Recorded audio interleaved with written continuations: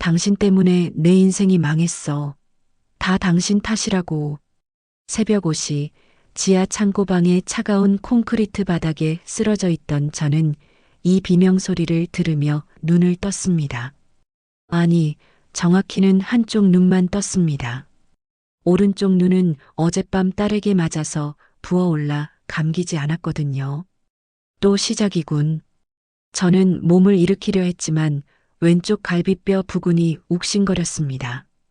아마 금이 간 것 같았습니다. 하지만 병원은 갈 수 없었습니다.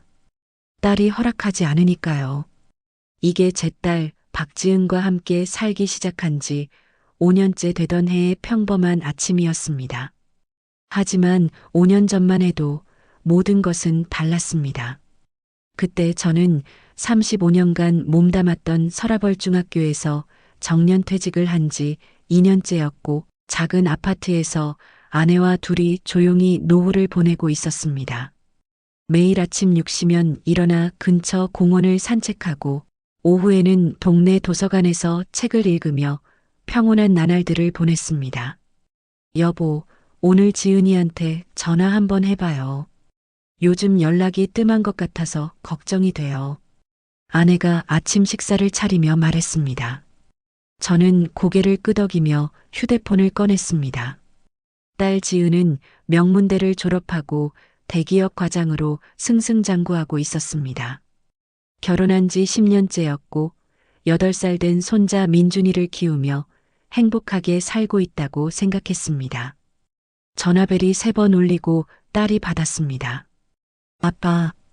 그런데 목소리가 이상했습니다. 떨리고 눈물이 섞여 있는 것 같았습니다. 지은아, 무슨 일 있니? 아빠, 나 이혼했어. 그 순간 제 손에서 휴대폰이 떨어질 뻔했습니다. 이 시간 후 딸이 우리 집 문 앞에 섰습니다. 큰 캐리어 2개를 끌고 온 모습이 처량해 보였습니다. 예전에 당당하고 자신감 넘치던 딸의 모습은 어디에도 없었습니다. 머리는 산발했고 눈은 퉁퉁 부어 있었으며 10kg는 빠진 것 같은 야윈 얼굴이었습니다. 딸아. 저는 아무 말도 못하고 딸을 꼭 안아줬습니다. 딸은 제 품에서 한참을 울었습니다.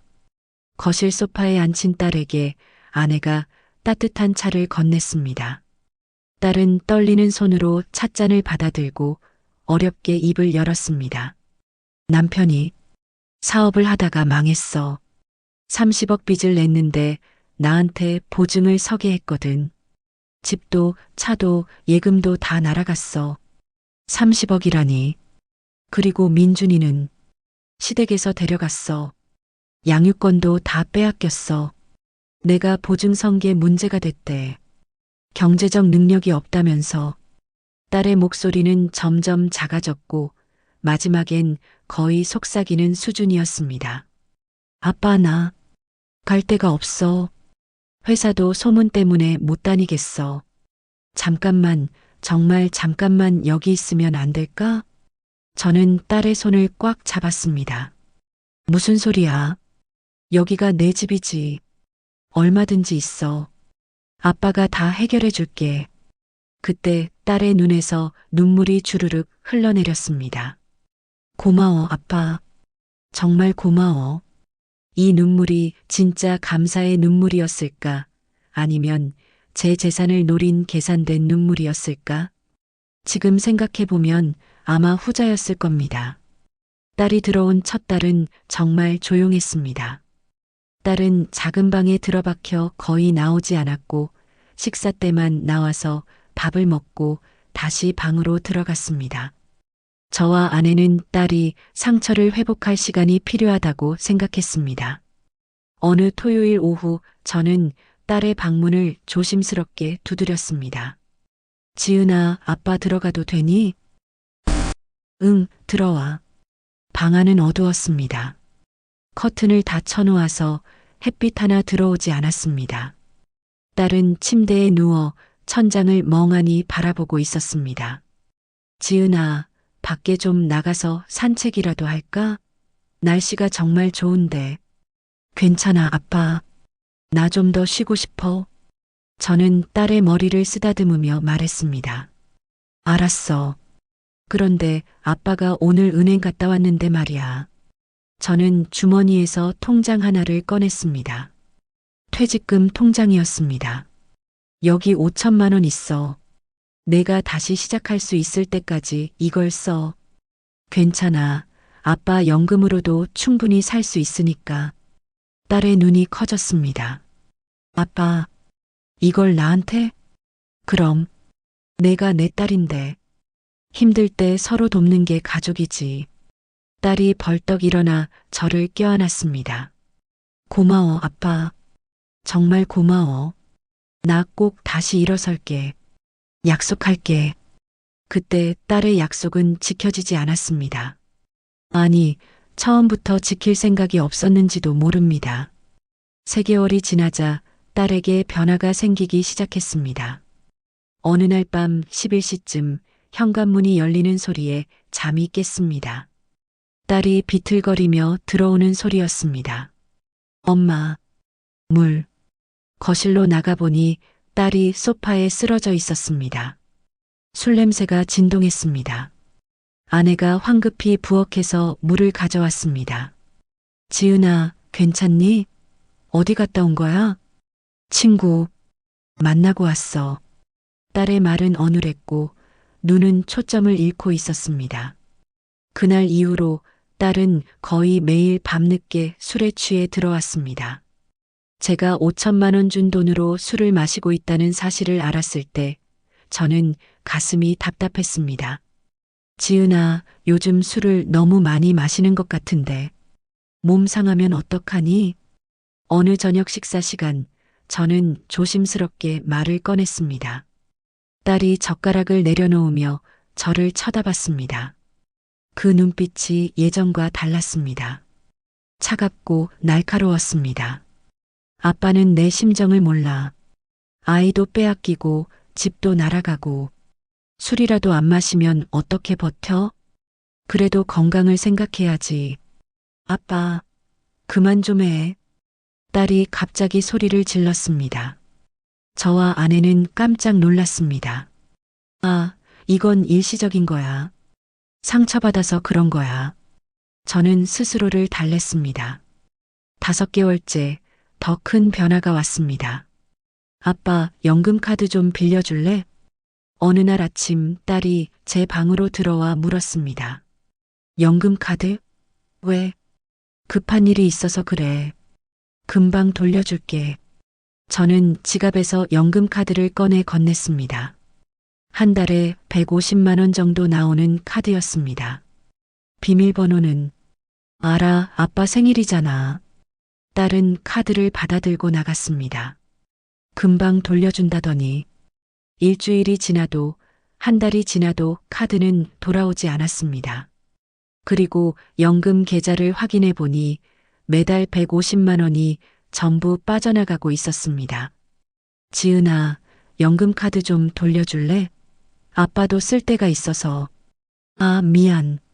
깜빡했어. 근데 아빠 어차피 집에서 돈 쓸 일도 없잖아. 내가 필요한 거 사다 드릴게. 딸의 대답은 단호했습니다. 내 돈인데. 하지만 저는 아무 말도 하지 못했습니다. 6개월째 결정적인 사건이 터졌습니다. 여보, 오늘 민준이 생일인데 우리 한번 가볼까요? 아내가 제안했습니다. 손자 민준이가 9살이 되는 날이었습니다. 그래, 가자. 오랜만에 민준이 얼굴도 보고 저희는 케이크를 사서 전 사위네 집으로 향했습니다. 초인종을 눌렀고 민준이가 문을 열었습니다. 할아버지, 할머니, 민준아, 우리 민준이 생일 축하해. 하지만 뒤에서 사위의 목소리가 들렸습니다. 민준아, 들어와. 장인어른, 장모님, 죄송하지만 오늘은 좀. 우리 손자 생일인데 얼굴 한번 보고 가면 안 되겠니? 지은 씨가 여기 오지 말라고 했습니다. 혹시 당신들이 오면 자기가 민준이 못 만나게 하겠대요. 딸이 그런 말을? 저는 믿을 수 없었습니다. 집으로 돌아오는 길 저는 아내의 손을 꽉 잡았습니다. 아내의 눈에는 눈물이 가득했습니다. 집에 도착하자마자 저는 딸의 방문을 벌컥 열었습니다. 지은아, 내가 우리 보고 민준이 만나지 말라고 했다며? 딸이 침대에서 일어나 저를 노려봤습니다. 그래, 내가 그랬어. 왜? 문제 있어? 문제가 있고 말고. 민준이는 내 손자야. 내가 무슨 권리로. 권리? 웃기지 마. 당신이 날 제대로 키웠으면 내가 이렇게 됐겠어? 뭐라고? 당신이 맨날 학생들한테만 신경 쓰고 나한테는 무관심했잖아. 그래서 내가 남자 보는 눈이 없어서 그런 인간이랑 결혼한 거라고. 지은아, 그게 무슨 소리야. 당신 때문에 내 인생이 망했어. 다 당신 탓이라고. 그 순간 딸이 제 어깨를 세게 밀었습니다. 저는 비틀거리며 뒤로 넘어졌고 등이 문틀에 세게 부딪혔습니다. 여보, 아내가 비명을 질렀습니다. 딸은 그런 저를 내려다보며 말했습니다. 앞으로 내 일에 간섭하지 마. 알았어? 그리고는 방문을 쾅 닫았습니다. 이게 내 딸이 맞나? 바닥에 쓰러져 있던 저는 그제야 깨달았습니다. 뭔가 잘못되어 가고 있다는 것을. 하지만 이건 시작에 불과했습니다. 그로부터 일주일 후 아내가 쓰러졌습니다. 뇌졸중이었습니다. 병원 응급실에서 의사가 말했습니다. 보호자분, 환자분이 많이 위독합니다. 최선을 다하겠습니다. 저는 아내의 손을 잡고 기도했습니다. 제발, 제발 괜찮게 해주세요. 3일 후 아내는 눈을 뜨지 못한 채 세상을 떠났습니다. 장례식장에서 딸은 눈물 한 방울 흘리지 않았습니다. 오히려 장례식이 끝난 후 제게 이렇게 말했습니다. 이제 집에 나랑 아빠밖에 없네. 엄마 보험금은 얼마나 나와? 그 순간 저는 온몸에 소름이 돋았습니다. 이 사람은 내 딸이 아니야. 하지만 어쩌겠습니까? 저는 이미 갇혀 있었습니다. 사랑하는 딸이라는 이름의 감옥에. 가장 큰 감옥은 사랑이라는 이름으로 위장한 폭력이었습니다. 아내의 49제가 끝난 날, 저는 혼자 작은 사진첩을 꺼내 들었습니다. 결혼식 사진, 지은이를 처음 안았을 때의 사진, 가족여행을 갔을 때의 사진들. 사진 속 아내는 환하게 웃고 있었습니다. 하지만 마지막 1년, 아내는 거의 웃지 않았습니다. 당신이 스트레스 받아서 쓰러진 거 아니었을까? 제 손이 떨렸습니다. 아빠 뭐해? 뒤에서 딸의 목소리가 들렸습니다. 저는 황급히 사진첩을 덮었습니다. 아, 엄마 사진 좀 보고 있었어. 딸이 제 옆에 앉으며 사진첩을 빼앗듯 가져갔습니다. 몇 장을 넘기다가 냉소를 흘렸습니다. 참 행복해 보이네. 근데 다 거칠애였지 뭐. 지은아, 그게 무슨 소리야. 엄마는 정말. 됐어, 아빠. 이제 그런 얘기하기도 지겨워. 그보다 엄마 보험금 언제 나와? 또 보험금 얘기구나. 2주 후에 나온다고 했어. 그런데 그 돈은 엄마 장례비랑 묘지 관리비로. 아빠, 나도 엄마 딸이야. 당연히 나도 받아야지. 딸의 눈빛이 날카로워졌습니다. 저는 더 이상 말을 이을 수 없었습니다. 아내가 떠나고 한 달이 지나자 집안 분위기는 완전히 바뀌었습니다. 딸은 더 이상 제게 존댓말을 쓰지 않았습니다. 아빠, 저녁 뭐 해줄 거야? 아빠, 방 좀 치워. 지저분해. 아빠, 시끄러우니까 TV 소리 좀 줄여. 저는 손님이 아니라 가정부처럼 느껴졌습니다. 아니, 가정부보다 못한 대우였습니다. 어느 저녁 저는 용기를 내어 말했습니다. 지은아, 아빠도 이제 나이가 있는데 좀 더 편하게 지낼 수 없을까? 딸이 소파에서 일어나 저를 내려다봤습니다. 편하게? 아빠는 지금 편한 것 같아? 나는 하나도 안 편한데? 그래도 서로 존중하면서. 존중? 웃기네. 아빠가 날 존중한 적이 있어? 또 시작이구나.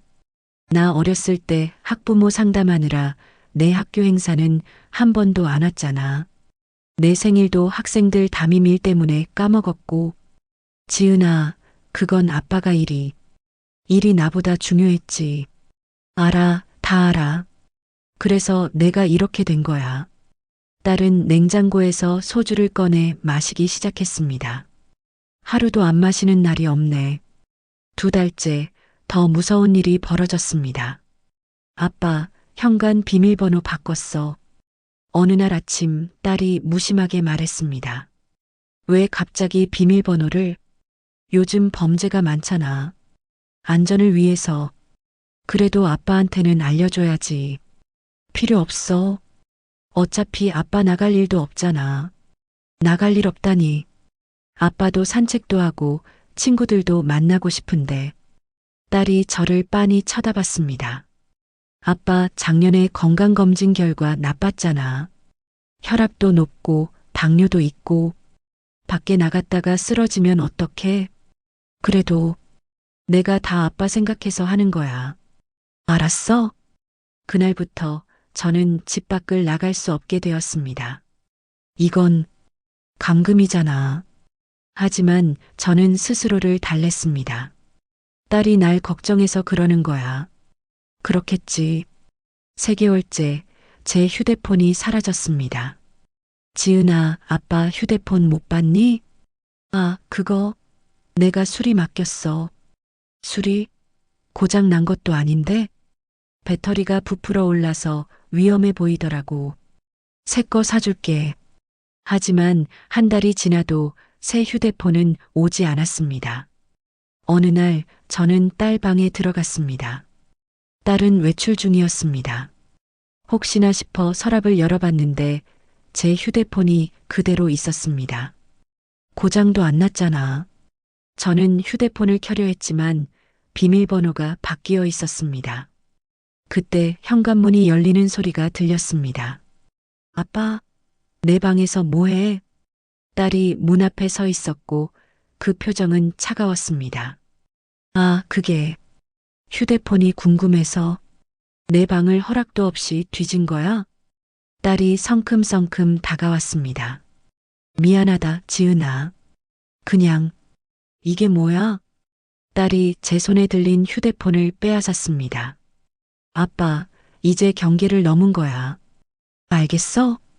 그날 저녁, 저는 저녁 식사를 받지 못했습니다. 벌을 받는 건가? 4개월째 제 친구들과의 연락도 끊겼습니다. 따르릉. 집 전화벨이 울렸습니다. 딸이 받았습니다. 네. 아, 아버지 친구분이시군요. 죄송한데요. 저희 아버지 요즘 치매 기운이 있으셔서 통화가 어려우세요. 치매? 내가? 저는 깜짝 놀라 거실로 뛰어나갔습니다. 지은아, 그게 무슨 소리야? 내가 언제 치매? 딸이 손을 들어 저를 막았습니다. 네, 알겠습니다. 조심히 모시겠습니다. 네, 안녕히 계세요.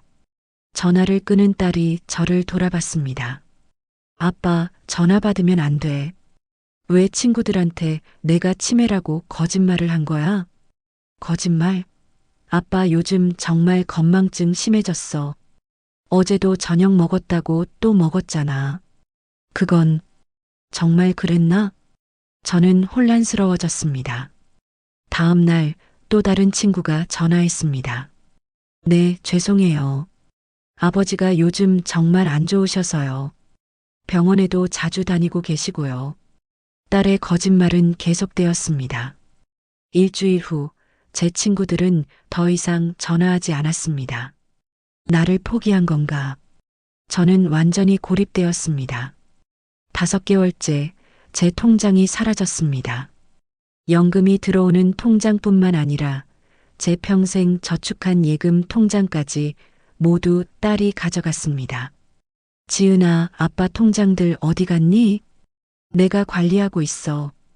아빠 혼자 관리하면 사기당할까봐. 아빠가 평생 통장 관리했는데 무슨. 아빠 세상이 예전 같지 않아. 노인들 타겟으로 한 사기가 얼마나 많은데. 내가 안전하게 관리해 줄게. 그래도 아빠 돈인데. 아빠 돈? 재미있네. 그럼 내가 지금까지 쓴 돈은 누구 돈이야? 아빠 연금으로 밥 먹고 살고 있잖아. 딸의 말에 저는 아무 대꾸도 하지 못했습니다. 그래. 내 돈으로 딸이 먹고 사는 건데. 하지만 뭔가 잘못되었다는 느낌은 지울 수 없었습니다. 6개월째 식사가 바뀌었습니다. 짝! 딸이 제 앞에 라면 한 그릇을 던지듯 놓았습니다. 저녁 먹어. 오늘도 라면이니? 왜? 불만 있어? 아니, 그게 아니라 요즘 라면만 먹어서. 아빠, 나 돈 없어. 알지? 내가 지금 재기하려고 준비 중인데 아빠까지 제대로 된 밥 해주려면 돈이 얼마나 드는데. 그래도 하루 세 끼는. 하루 세 끼? 하루 한 끼면 충분해. 어차피 아빠 활동량도 없잖아. 그날부터 저는 하루에 한 끼만 먹게 되었습니다. 그것도 라면이나 김치, 남은 반찬들을 한 그릇에 담은 것들이었습니다. 배고프다. 하지만 저는 참았습니다. 딸이 힘드니까 조금만 참자. 그러던 어느 날 저녁이었습니다. 저는 용기를 내어 딸에게 말했습니다. 지은아, 아빠가 민준이 너무 보고 싶은데 한 번만 만날 수 없을까? 딸이 소주잔을 내려놓으며 저를 쳐다봤습니다. 민준이? 응. 벌써 1년 넘게 못 봤어. 할아버지가 손자 보고 싶은 게 그렇게 이상한 일이니? 아빠, 딸이 천천히 일어났습니다. 그 얘기하지 말라고 했지? 하지만 민준이는 이제 나한테도 없는 애야. 왜 자꾸 상처를 건드려? 아빠는 그냥 손자가 보고 싶을 뿐이야. 전화라도. 닥쳐. 딸이 갑자기 소리를 질렀습니다. 아빠가 날 제대로 키웠으면 내가 이렇게 됐을 것 같아? 민준이를 빼앗겼을 것 같아? 또 내 탓이구나. 당신 때문이야. 당신이 날 방치해서 내가 남자 보는 눈이 없었던 거야. 당신이 날 제대로 사랑했으면 내가 그런 쓰레기랑 결혼했을 것 같아? 지은아, 아빠는 당신 때문에 내 인생이 망했어. 다 당신 탓이라고. 그 순간이었습니다. 딸의 손이 날아와 제 뺨을 때렸습니다. 짝! 제 머리가 옆으로 꺾였고 귓가에서 윙 소리가 났습니다. 맞았다. 딸한테.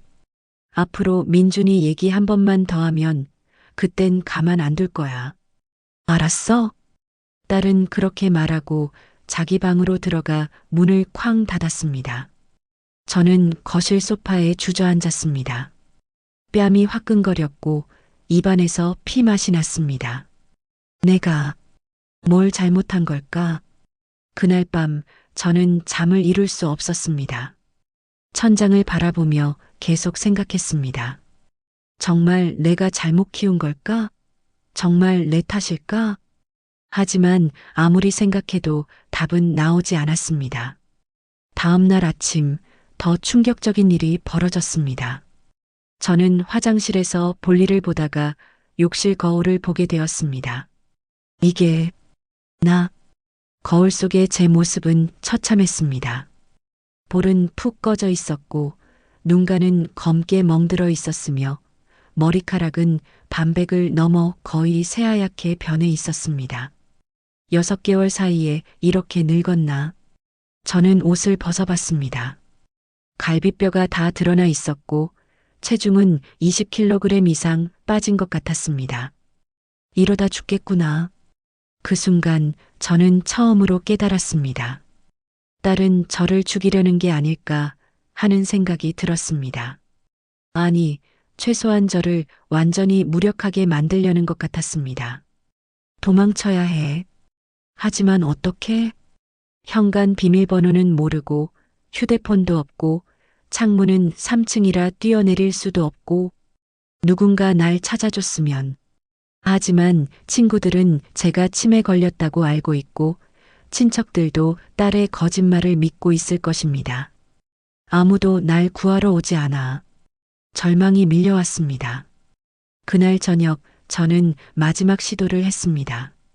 딸이 샤워하는 동안 저는 몰래 딸의 핸드백을 뒤졌습니다. 현관 비밀번호가 적힌 메모라도 있을까 싶어서였습니다. 하지만 발견한 것은 메모가 아니었습니다. 제 명의로 된 신용카드가 여러 장 있었고 영수증들이 가득했습니다. 명품 매장, 고급 레스토랑, 호텔. 이 돈을 다 어디서? 그때 깨달았습니다. 제 통장에서 빼간 돈으로 이런 것들을 사고 있었던 겁니다. 내가 굶고 있는 동안 딸은 명품을 사고 있었어. 분노가 치밀어 올랐습니다. 아니, 분노를 넘어선 배신감이었습니다. 뭐 하는 거야? 뒤에서 딸의 목소리가 들렸습니다. 저는 깜짝 놀라 돌아봤습니다. 딸이 수건으로 머리를 닦으며 저를 노려보고 있었습니다. 또 남의 물건 뒤지는 거야? 지은아, 이게 다 뭐니? 아빠 돈으로 이런 걸. 내 돈 내가 쓰는데 왜? 아빠 돈이잖아. 제 목소리가 커졌습니다. 아빠 돈? 진짜 웃기네. 그럼 아빠가 지금 내 집에 공짜로 살고 있는 줄 알아? 이게 원래 아빠 집인데. 명예 내 걸로 바꿨어. 몰랐어? 뭐라고? 저는 믿을 수 없었습니다. 언제 그런 걸? 아빠가 아플 때 위임장 받았지. 기억 안 나? 아빠가 아프면 내가 대신 처리하라고 서명한 거. 그런 적이 있었나? 6개월 전 제가 독감으로 알아누웠을 때 딸이 뭔가 서류에 서명하라고 했던 기억이 어렴풋이 났습니다. 그게 진명의 이전 서류였어? 그래. 이제 이 집은 내 거야. 아빠는 그냥 여기 얹혀 사는 거고. 딸이 한 걸음 다가왔습니다. 아빠, 정신 차려. 이제 아빠는 아무것도 없어. 집도, 돈도, 친구도, 가족도. 나만 있어. 지은아. 그러니까 앞으로 내 말만 들어. 알았지? 저는 그 순간 모든 것을 잃었다는 걸 깨달았습니다. 35년 교직 생활, 평생 모은 재산, 소중한 아내, 그리고 사랑하는 딸까지 남은 건 아무것도 없었습니다. 아빠, 대답은? 딸의 차가운 목소리가 들렸습니다. 저는 고개를 끄덕였습니다. 이제 끝이구나. 하지만 이건 끝이 아니었습니다. 진짜 지옥은 지금부터였습니다. 그날 밤 저는 잠들지 못했습니다. 침대에 누워 천장을 바라보며 생각했습니다. 도망쳐야 해. 어떻게든. 하지만 방법이 없었습니다. 현관문 비밀번호는 모르고 창문은 3층이고 휴대폰도 없었습니다. 내일 딸이 외출하면 그때 뭐라도 해봐야지. 희미한 희망을 품고 저는 새벽 4시가 되어서야 겨우 잠들었습니다. 다음 날 아침 7시 딸이 제 방문을 벌컥 열었습니다. 아빠, 일어나. 응. 지은아. 짐 싸. 짐? 저는 눈을 비비며 딸을 쳐다봤습니다. 무슨 짐? 아빠, 지하실로 내려가야 해. 지하실? 그게 무슨... 어제 아빠가 내 물건 마음대로 뒤진 거 용서 안 돼. 이제 아빠는 지하실에서 지내는 거야. 지하실이라니. 우리 아파트 지하에는 작은 창고가 있었습니다. 6평 정도 되는 공간이었죠. 예전에는 겨울 이불이나 오래된 책들을 보관하던 곳이었습니다. 지은아, 거기는 사람이 살 곳이 아니야. 창문도 없고 딱 아빠한테 맞는 곳이야. 10분 안에 안 나오면 내가 직접 끌고 갈 거야. 딸은 그렇게 말하고 문을 쾅 닫았습니다. 이건 말도 안 돼. 하지만 저는 선택권이 없었습니다. 떨리는 손으로 옷 몇 벌과 이불 하나를 챙겼습니다. 지하실로 내려가는 계단을 걸을 때 저는 마지막 순간이라고 생각했습니다. 여기서 도망쳐야 해. 하지만 딸은 제 뒤에서 저를 밀듯이 재촉했습니다. 빨리 내려가. 시간 없어. 지하실 문이 열렸습니다. 캄캄하고 곰팡이 냄새가 진동했습니다. 형광등 하나가 깜빡거리며 희미한 빛을 내고 있었습니다. 여기서 지내. 지은아, 제발, 이러지 마. 아빠가 내 말 안 들으니까 이렇게 되는 거야. 딸이 문을 닫으려 하자 저는 황급히 문을 붙잡았습니다. 지은아, 기다려. 우리 얘기 좀 하자. 손 떼. 제발. 아빠가 뭘 잘못했는지 말해줘. 고칠게. 다 고칠게. 딸이 저를 밀쳤고 저는 뒤로 넘어졌습니다. 쿵. 등이 바닥에 세게 부딪혔습니다. 앞으로 하루 한 번 밥 갖다 줄 거야. 시끄럽게 굴면 그것도 안 줘. 알았지? 쾅. 문이 닫히고 자물쇠 채우는 소리가 들렸습니다. 갇혔다. 저는 어둠 속에 홀로 남겨졌습니다. 첫날은 그냥 멍하니 있었습니다. 이불 위에 앉아서 벽만 바라봤습니다. 이게 현실인가? 믿을 수 없었습니다.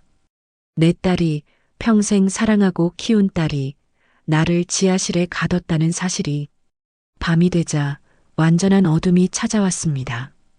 형광등도 꺼졌고 이제는 손가락 하나 보이지 않았습니다. 무섭다. 72년을 살며 처음 느끼는 공포였습니다. 아내가 보고 싶었습니다. 여보, 당신이 있었으면 이러지 않았을 텐데. 혼잣말이 지하실에 메아리 쳤습니다.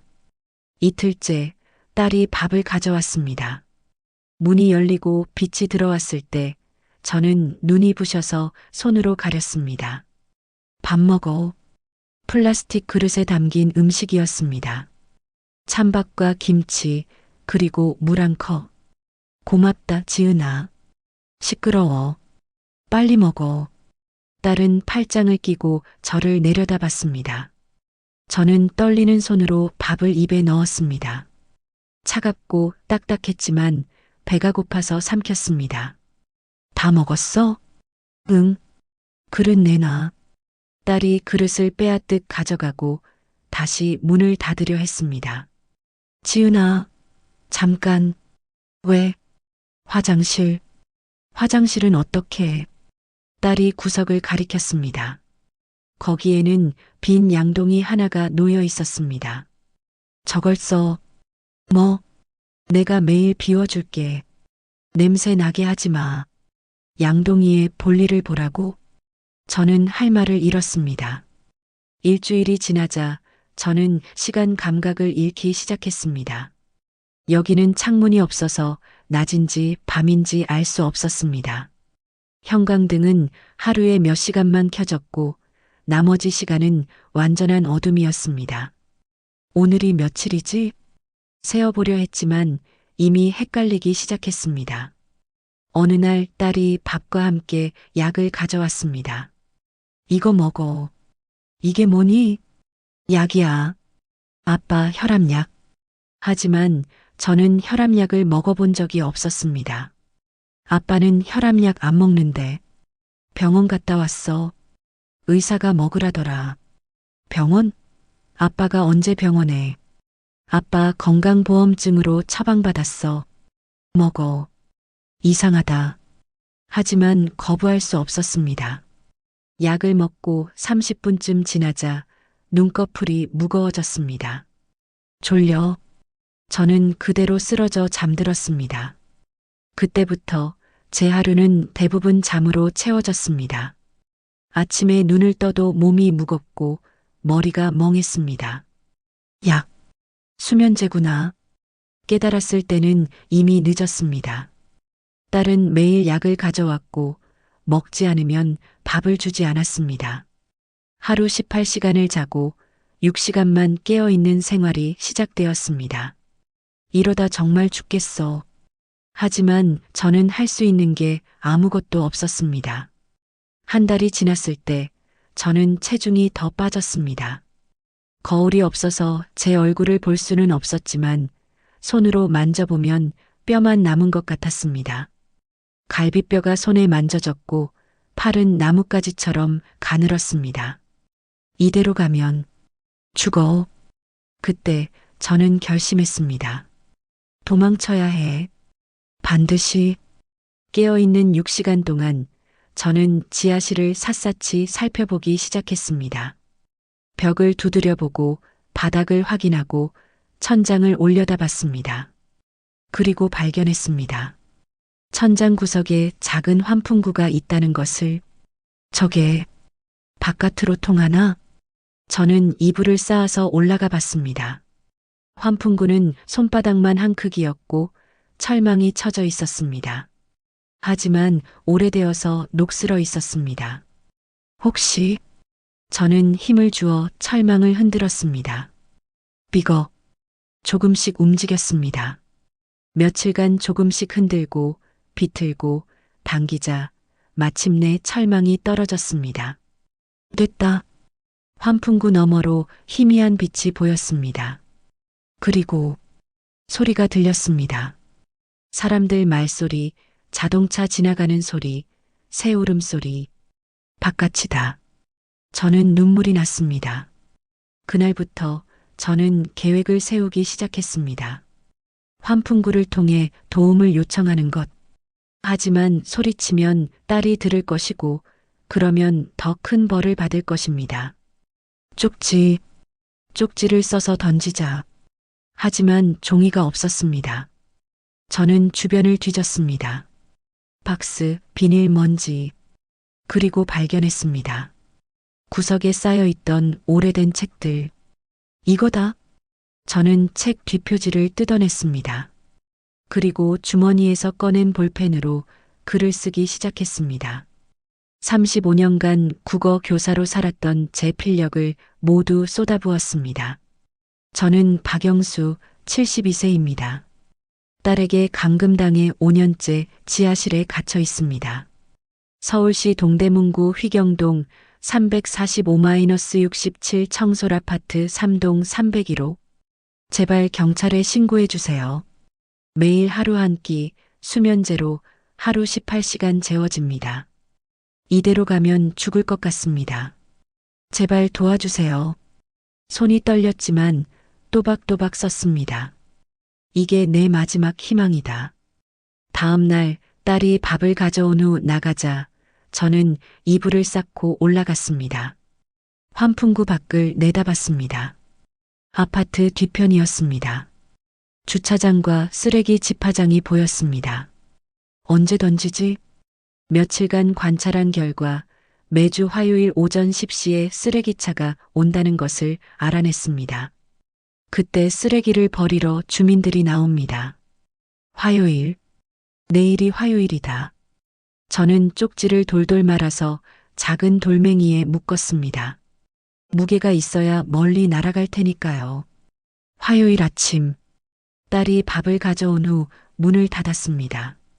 약을 먹었지만 저는 억지로 잠을 참았습니다. 오늘이 기회다. 시간이 흘러 멀리서 쓰레기차 소리가 들렸습니다. 기익, 브레이크 소리, 주민들 나오는 소리. 지금이다. 저는 이불을 쌓고 올라가 환풍구로 쪽지를 던졌습니다. 휙! 쪽지가 날아갔습니다. 하지만 바람에 날려 엉뚱한 곳으로 떨어졌습니다. 안 돼. 다음 주를 기다려야 했습니다. 2주차. 이번엔 쪽지를 더 무겁게 만들었습니다. 그리고 다시 던졌습니다. 이번엔 주차장 쪽으로 떨어졌습니다. 제발, 누군가 주워줘. 3주차. 또 던졌습니다. 바람이 불어 쓰레기 집화장 근처로 날아갔습니다. 좋아. 4주차. 네 번째 쪽지를 던지려는 순간이었습니다. 딸이 갑자기 문을 열었습니다. 아빠. 저는 깜짝 놀라 이불 위에서 내려왔습니다. 뭐 하는 거야? 아, 그냥 환기 좀 시키려고. 딸이 천장을 올려다봤습니다. 환풍구를 발견했습니다. 저기, 철망이 없네. 들켰다. 아빠, 거기서 뭐 한 거야? 아무것도 안 했어. 딸이 제 손을 펼치라고 했습니다. 손에는 쪽지가 쥐어져 있었습니다. 딸이 쪽지를 빼앗아 읽었습니다. 그 얼굴이 점점 굳어졌습니다. 아빠, 딸의 목소리가 낮게 깔렸습니다. 이걸 밖에 던진 거야? 지은아, 아빠는 짝! 딸의 손이 날아와 제 뺨을 때렸습니다. 죽고 싶어? 지은아, 쾅, 쾅. 이번엔 주먹으로 제 얼굴을 때렸습니다. 내가 먹여주고 재워주는데 배신을 해? 쿵. 배를 발로 찼습니다. 저는 바닥에 쓰러졌습니다. 앞으로 한 번만 더 이런 짓 하면 진짜 죽여버릴 거야. 딸은 그렇게 말하고 나가며 환풍구를 테이프로 막아버렸습니다. 저는 바닥에 쓰러진 채 눈물을 흘렸습니다. 갈비뼈가 부러진 것 같았습니다. 실패했다. 이제 끝이구나. 하지만 저는 포기하지 않았습니다. 아직 한 번은 던졌어. 누군가 주었을지도 몰라. 그 희망 하나만 붙잡고 저는 다시 버텼습니다. 2년이 더 흘렀습니다. 저는 이제 거의 인간이 아니었습니다. 체중은 50kg대로 떨어졌고 머리카락은 거의 빠졌으며 등에는 욕창이 생겼습니다. 말도 제대로 하지 못했습니다. 하루 18시간씩 약에 취해 잠만 잤기 때문입니다. 나는 살아있는 건가, 죽어 있는 건가, 구분이 안 됐습니다. 그러던 어느 날, 저는 희미하게 소리를 들었습니다. 쿵, 쿵, 쿵. 문 두드리는 소리. 아니, 위층에서 나는 소리 같았습니다. 경찰입니다. 문 여세요. 경찰? 저는 꿈인 줄 알았습니다. 하지만 소리는 계속되었습니다. 딸의 비명, 뭔가 깨지는 소리, 발소리, 그리고 계단을 내려오는 소리. 여기 지하실이 있네요. 문 열어보겠습니다. 끽. 문이 열렸습니다. 빛이 쏟아져 들어왔습니다. 저는 눈을 제대로 뜰 수 없었습니다. 어르신, 여기 계세요? 누군가 제 어깨를 흔들었습니다. 구해주세요. 겨우 그 말을 내뱉고 저는 의식을 잃었습니다. 눈을 떴을 때 저는 하얀 천장을 보고 있었습니다. 여기는 어디지? 고개를 돌리자 링거가 꽂혀 있었고 의료기기들이 삐삐 소리를 내고 있었습니다. 병원이구나. 어르신 깨어나셨군요. 간호사가 황급히 다가왔습니다. 의사 선생님 부르고 올게요. 잠시만 기다리세요. 저는 입을 열려 했지만 목이 메말라 소리가 나오지 않았습니다. 얼마 후 의사가 들어왔습니다. 박영수 어르신, 제 목소리 들리세요? 저는 고개를 끄덕였습니다. 다행입니다. 어르신, 병원에 실려온 지 3일째입니다. 심각한 영양실조와 탈수 증세가 있었어요. 의사는 차트를 보며 말을 이었습니다. 체중 52kg, 등 전체의 4단계 욕창, 근육심각 위축, 그리고 혈액 검사 결과 수면제 성분이 다량 검출되었습니다. 수면제. 솔직히 말씀드리면 6개월만 늦었어도 돌아가셨을 겁니다. 의사의 말에 저는 눈물이 흘렀습니다. 내가 살았구나. 그날 오후 경찰이 찾아왔습니다. 어르신, 저는 동대문 경찰서 강력계 박민호 형사입니다. 몸은 좀 어떠세요? 괜찮습니다. 목소리가 거의 나오지 않았습니다. 천천히 말씀하셔도 됩니다. 저희가 어르신을 구출하게 된 경위를 설명드리겠습니다. 박 형사는 의자에 앉으며 파일을 펼쳤습니다. 3주 전 옆집에 사시는 김철수 씨가 저희 서에 신고를 하셨습니다. 김철수? 301호 옆집 302호에 사시는 분인데 전직 형사 출신이십니다. 옆집에 형사 출신이 살았구나. 김 씨가 어르신이 쓰신 쪽지를 발견하셨어요. 박 형사가 비닐봉지에 든 쪽지를 보여줬습니다. 제가 환풍구로 던진 그 쪽지였습니다. 하지만 김 씨는 바로 신고하지 않으셨습니다. 왜요? 확실한 증거가 필요했다고 하시더군요. 그래서 3주간 관찰하셨답니다. 그날 저녁 김철수 씨가 병실을 찾아왔습니다. 어르신, 안녕하세요.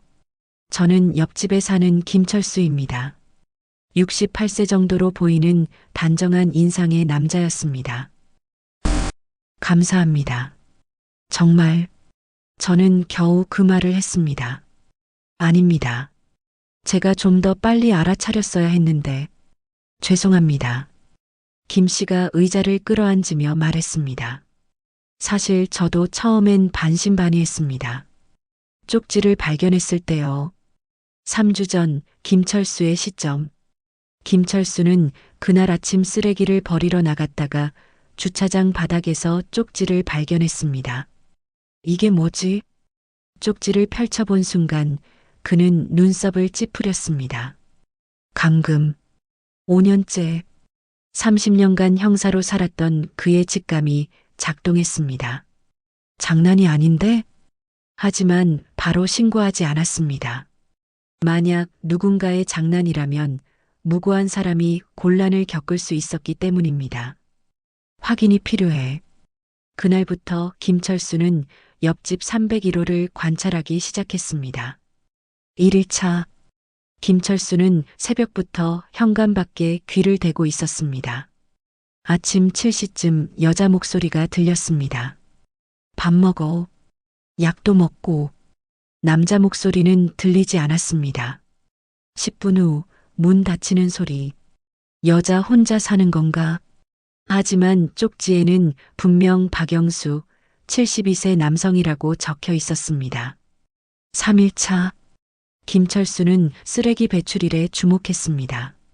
301호에서 나온 쓰레기 봉투를 확인했습니다. 이건 봉투 안에는 수면제 공병이 여러 개 있었습니다. 그리고 일회용 플라스틱 그릇. 한 사람이 먹기엔 양이 너무 적은데. 7일차. 김철수는 밤 11시쯤 옆집에서 들려오는 소리를 들었습니다. 쿵, 쿵. 무언가 던지는 소리.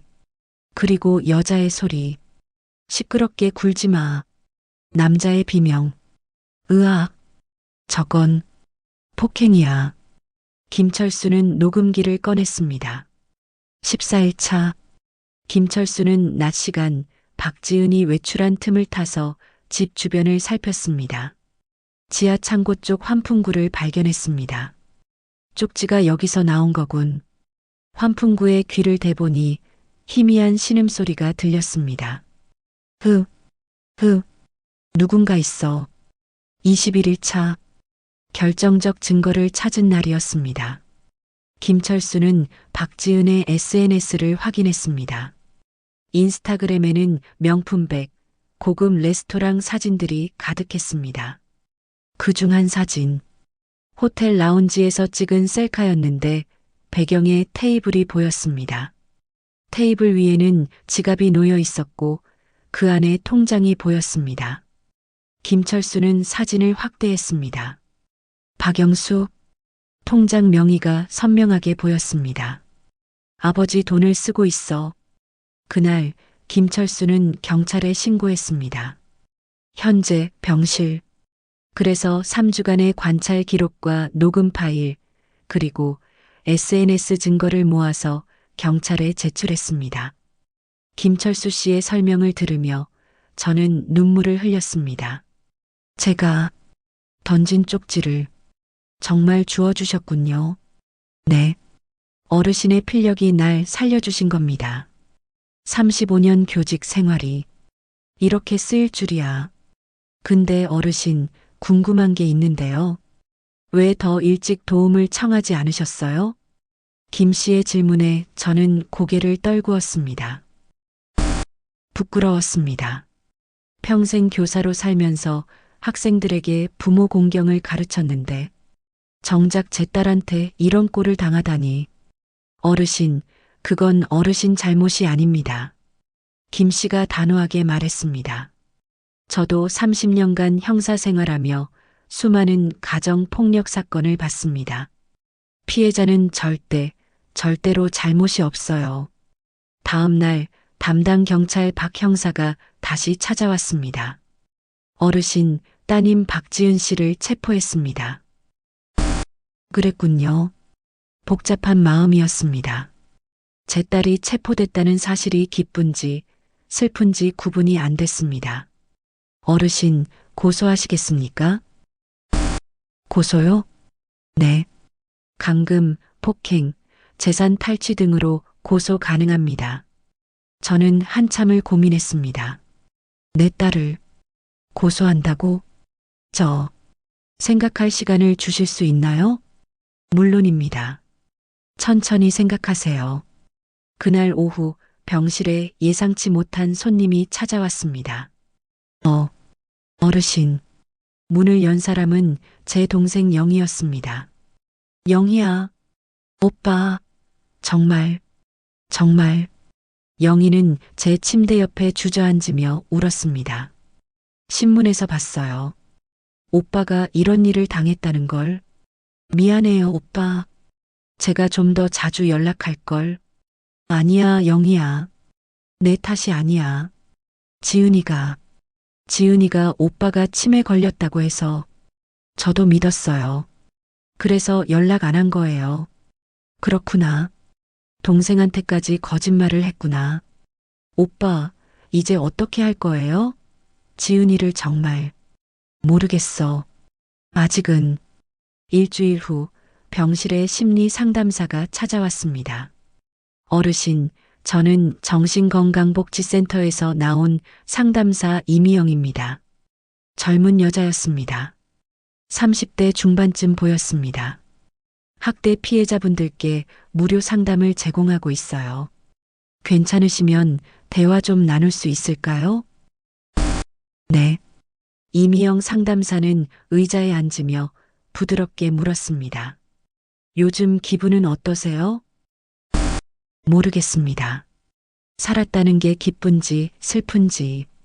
그러실 수 있어요. 오랜 시간 트라우마를 겪으신 분들은 감정이 마비되곤 하죠. 상담사는 계속 물었습니다. 따님에 대해 어떻게 생각하세요?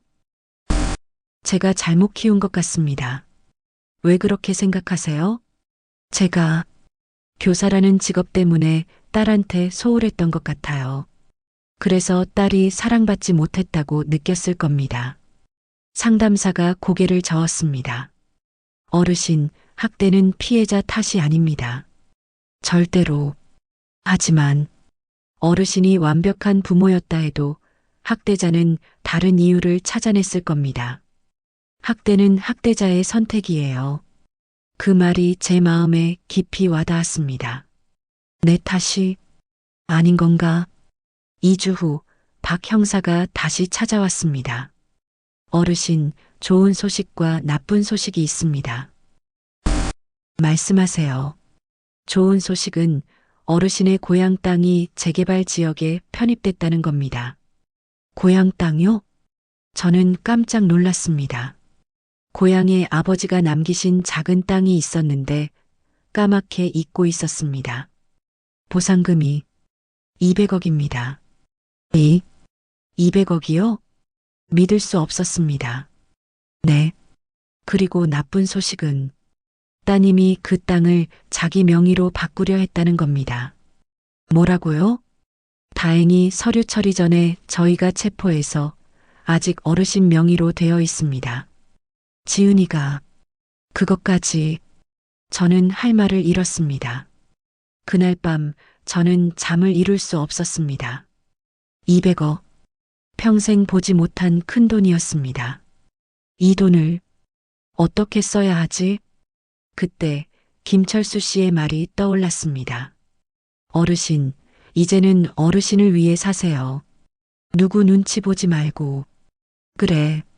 이제는 나를 위해 살아야지. 저는 결심했습니다. 고소하기로. 그리고 딸과 완전히 인연을 끊기로. 3주 후 저는 병원에서 퇴원했습니다. 아직 몸은 완전히 회복되지 않았지만 걸을 수는 있었습니다. 김철수 씨와 동생 영희가 저를 모시러 왔습니다. 오빠, 우리 집에서 지내요. 제가 돌봐드릴게요. 고맙다, 영희야.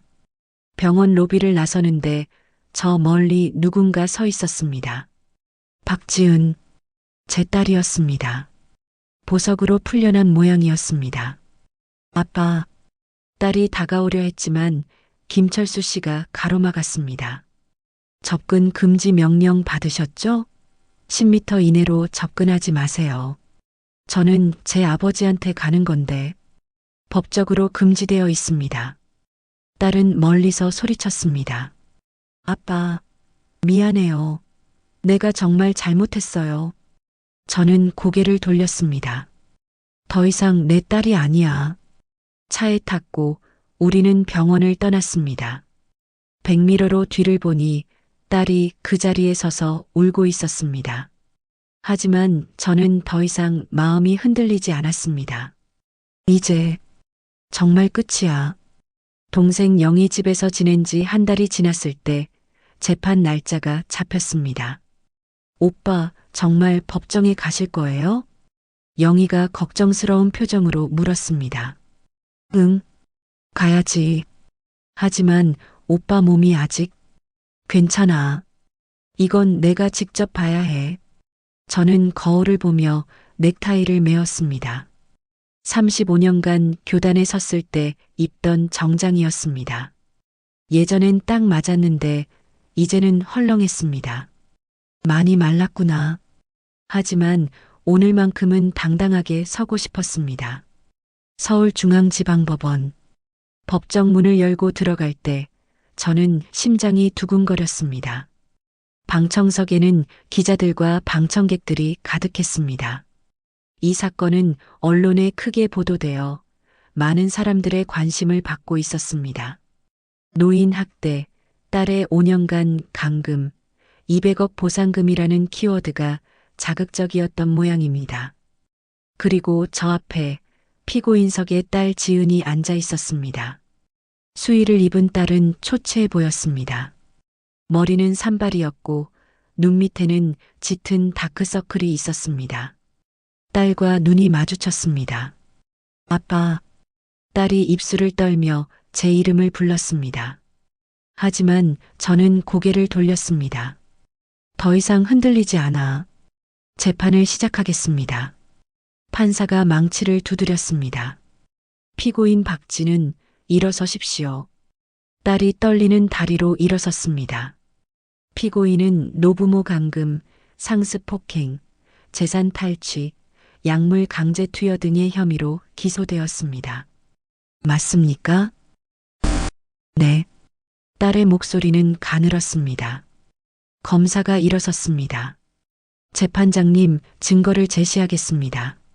스크린에 사진들이 떴습니다. 지하실 사진, 6평 남짓한 공간, 더러운 이불, 구석에 양동이, 방청석에서 탄식 소리가 들렸습니다.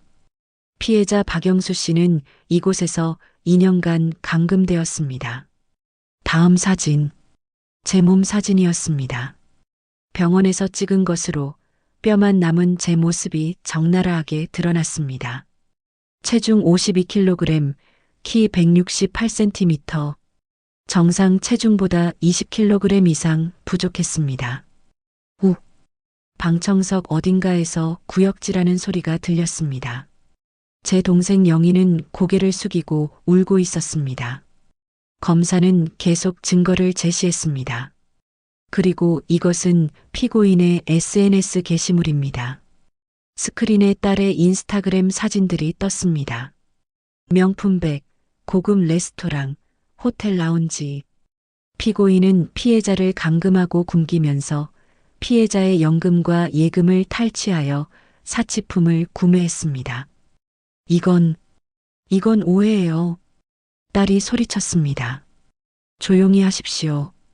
변호인을 통해 말씀하세요. 판사가 제지했습니다. 딸의 변호사가 일어섰습니다. 재판장님, 피고인에게도 사정이 있었습니다. 말씀하십시오. 피고인은 이혼 후 극심한 우울증과 불안장애를 앓았습니다. 의료 기록이 있습니다. 변호사가 서류를 제출했습니다. 그리고 피고인은 자녀 양육권을 빼앗기고 30억 빚을 떠안게 되면서 정신적으로 붕괴했습니다. 그래서 아버지를 5년간 학대한 게 정당화됩니까? 검사가 반박했습니다. 아니, 정당화하는 게 아니라 심신미약 상태였다는 겁니다. 심신미약이라고요? 피고인은 SNS에 명품 인증샷을 올릴 만큼 정신이 멀쩡했는데요. 방청석에서 웃음소리가 났습니다. 판사가 다시 망치를 두드렸습니다. 조용히 하십시오. 피해자 박영수 씨, 증인석으로 나오십시오. 제 차례가 왔습니다. 저는 떨리는 다리로 증인석에 앉았습니다. 선서하십시오. 저는 선서문을 읽었습니다. 양심에 따라 숨김과 보탬이 없이 사실 그대로 말하고 목소리가 떨렸습니다. 선서가 끝나고 검사가 물었습니다. 피해자분께서는 피고인에게 어떤 학대를 받으셨습니까? 저는 잠시 눈을 감았습니다. 그리고 입을 열었습니다. 처음에는 말로 시작했습니다. 당신 때문에 내 인생이 망했다고 매일 들었습니다. 그 다음은요? 현관 비밀번호를 바꿔서 제가 밖에 나갈 수 없게 했습니다. 휴대폰도 빼앗았고 친구들한테는 제가 치매 걸렸다고 거짓말했습니다. 방청석이 술렁거렸습니다. 식사는 어땠습니까? 하루 한 끼 라면이나 남은 반찬을 한 그릇에 담아서 줬습니다. 그리고 폭행은? 자주 맞았습니다. 손자 보고 싶다고 하면 뺨을 때렸고 제가 조금이라도 항변하면 주먹으로 발로. 저는 말을 이을 수 없었습니다. 눈물이 났습니다. 마지막으로 지하실 감금에 대해 말씀해 주시겠습니까? 2년간 지하 창고에 갇혀 있었습니다. 6평 공간에 창문도 없고 화장실도 없이 양동이에 볼일을 봤습니다. 수면제는요? 매일 먹였습니다. 하루 18시간은 잠만 잤습니다. 깨어있는 시간은 6시간 뿐이었습니다. 방청석 전체가 숨을 죽이고 있었습니다. 이번엔 딸의 변호사 차례였습니다. 피해자분, 한 가지만 묻겠습니다. 피고인을 용서할 의향이 있으십니까? 그 질문에 저는 딸을 바라봤습니다. 딸은 눈물을 흘리며 저를 보고 있었습니다. 아빠, 미안해. 정말 미안해. 딸의 울음소리가 법정에 울려 퍼졌습니다. 예전 같았으면 저는 무너졌을 겁니다. 하지만 이제는 아니었습니다. 없습니다. 저는 단호하게 말했습니다. 용서할 수 없습니다. 절대로. 딸이 소리쳤습니다. 아빠, 제발. 피고인, 조용히 하세요. 판사가 제지했습니다. 재판은 2시간 동안 계속되었습니다. 증인들이 차례로 나왔습니다. 김철수 씨가 쪽지를 발견한 경위를 설명했고 박민호 형사가 체포 과정을 증언했으며 담당 의사가 제 건강 상태를 설명했습니다. 마지막으로 딸이 최후 진술을 했습니다. 저는 정말 잘못했습니다. 딸이 떨리는 목소리로 말했습니다. 제가 인생이 무너지면서 이성을 잃었습니다. 아버지를 원망했고 아버지한테 제 분노를 쏟아냈습니다. 하지만 지금은 깨달았습니다. 제가 괴물이 되어 있었다는 걸. 딸이 제 쪽을 봤습니다. 아빠, 정말 미안해요. 내가 정말 잘못했어요. 딸은 그렇게 말하고 주저앉아 울었습니다. 방청석 몇몇 사람들도 같이 울었습니다. 하지만 저는 무표정했습니다. 너무 늦었어, 지은아. 판사가 말했습니다. 판결은 2주 후에 선고하겠습니다. 오늘 재판은 여기까지입니다. 땅, 망치 소리와 함께 재판이 끝났습니다. 법정을 나올 때 기자들이 몰려들었습니다. 피해자분, 한 말씀만 해주십시오. 딸을 용서하지 않는다는 게 진심입니까? 200억 보상금은 어떻게 쓰실 계획이세요? 김철수 씨와 영희가 저를 감싸며 기자들을 막았습니다. 비켜주세요. 어르신이 힘들어 하십니다. 우리는 간신히 기자들을 빠져나와 주차장으로 향했습니다. 차에 타자마자 저는 깊은 한숨을 내쉬었습니다. 오빠 괜찮아요? 응, 괜찮아. 하지만 사실 괜찮지 않았습니다. 딸의 울음소리가 계속 귓가에 맴돌았습니다. 정말 이게 맞는 걸까? 그날 밤 저는 잠을 이룰 수 없었습니다. 영희 집 작은 방에 누워 천장을 바라봤습니다. 딸의 어린 시절이 떠올랐습니다. 5살 때 처음 자전거를 탄 날. 아빠, 내가 했어. 혼자 탔어. 8살 때 학예회에서 주인공을 맡았던 날. 아빠, 나 보러 올 거지? 당연하지. 우리 딸 공연 어떻게 안 가? 15살 때 고등학교에 합격했던 날. 아빠 덕분이야. 아빠가 매일 공부 봐줘서 합격한 거야. 언제부터 이렇게 된 걸까? 눈물이 흘렀습니다. 다음 날 아침 박민호 형사에게 전화가 왔습니다. 어르신, 급한 일이 있어서 연락드렸습니다. 무슨 일이세요?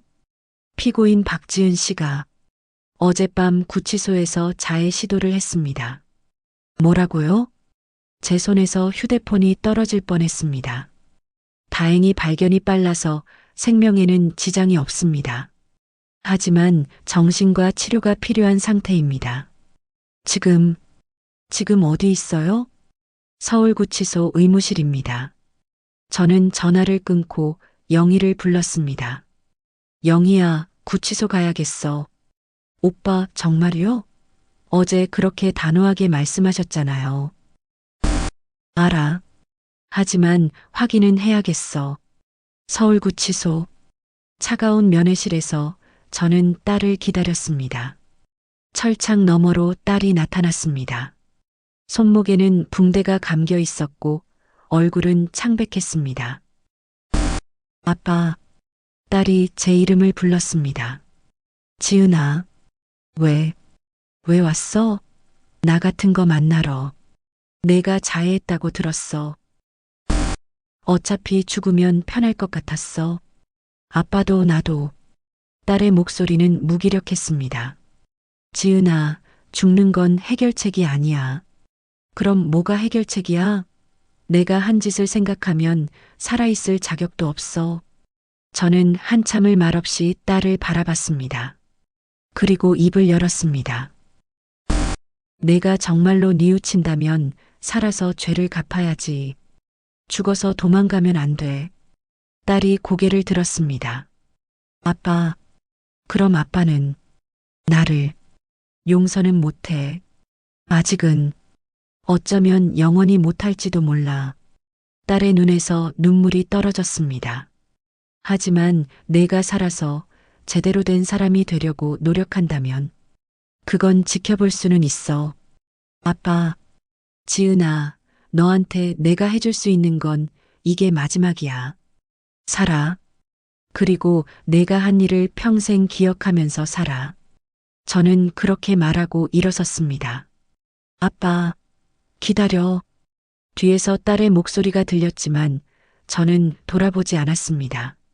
면회실을 나오는데 김철수 씨가 기다리고 있었습니다. 어르신, 괜찮으세요? 네. 이제 정말 끝낸 것 같아요. 잘하셨습니다. 우리는 구치소를 나왔습니다. 하늘은 흐렸지만 저는 조금 홀가분한 기분이었습니다. 이제 정말 내 인생을 살아야지. 2주 후 선고 공판. 피고인 박지은에게 징역 5년을 선고한다. 판사의 목소리가 법정에 울려 퍼졌습니다. 집행유예 없는 실형으로 즉시 수감한다. 딸이 무너져 내렸습니다. 재판장님, 제발. 하지만 판사는 계속했습니다. 그리고 피해자 박영수 씨에게 손해배상금 5억 원을 지급하라. 추가로 피해자가 가진 모든 재산에 대한 피고인의 상속권을 박탈한다. 방청석이 술렁거렸습니다. 상속권 박탈. 법이 저를 완전히 지켜준 것입니다. 법정을 나올 때 변호사가 다가왔습니다. 어르신 축하드립니다. 완전히 승소하셨습니다. 감사합니다. 그리고 재산 정리권은 제가 도와드리겠습니다. 200억을 어떻게 사용하실 계획이세요? 저는 잠시 생각했습니다. 그리고 대답했습니다. 절반은 기부하고 싶습니다. 나 같은 피해자들을 위해서요. 좋은 결정이십니다. 저는 하늘을 올려다봤습니다. 구름 사이로 햇살이 비치고 있었습니다. 여보, 당신 보고 있어요? 이제 끝났어요. 바람이 불었고 저는 눈을 감았습니다. 이제 진짜 새로운 시작이었습니다. 5년이 흘렀습니다. 77세가 된 저는 이제 많이 달라져 있었습니다. 체중도 정상으로 돌아왔고 규칙적인 운동으로 건강도 회복했습니다. 무엇보다 마음이 달라졌습니다. 저는 서울 강남에 있는 고급 실버타운 푸른솔에 입주해 있었습니다. 200억 중 100억은 존엄한 노후재단을 설립하는 데 썼고 20억은 김철수 씨에게 10억은 저를 치료해준 의료진들에게 나눠줬습니다. 40억은 손자 민준이 이름으로 신탁했고 나머지 30억으로 제 노후를 준비했습니다. 어느 화창한 봄날 아침이었습니다. 저는 실버타운 정원에서 다른 어르신들과 함께 산책을 하고 있었습니다. 박 선생님, 오늘 날씨 정말 좋네요. 같은 동에 사는 이순자 할머니가 밝게 말했습니다. 그러게요. 봄이 왔나 봅니다. 아, 박 선생님. 오늘 오후에 서예 교실 있잖아요. 같이 가실래요?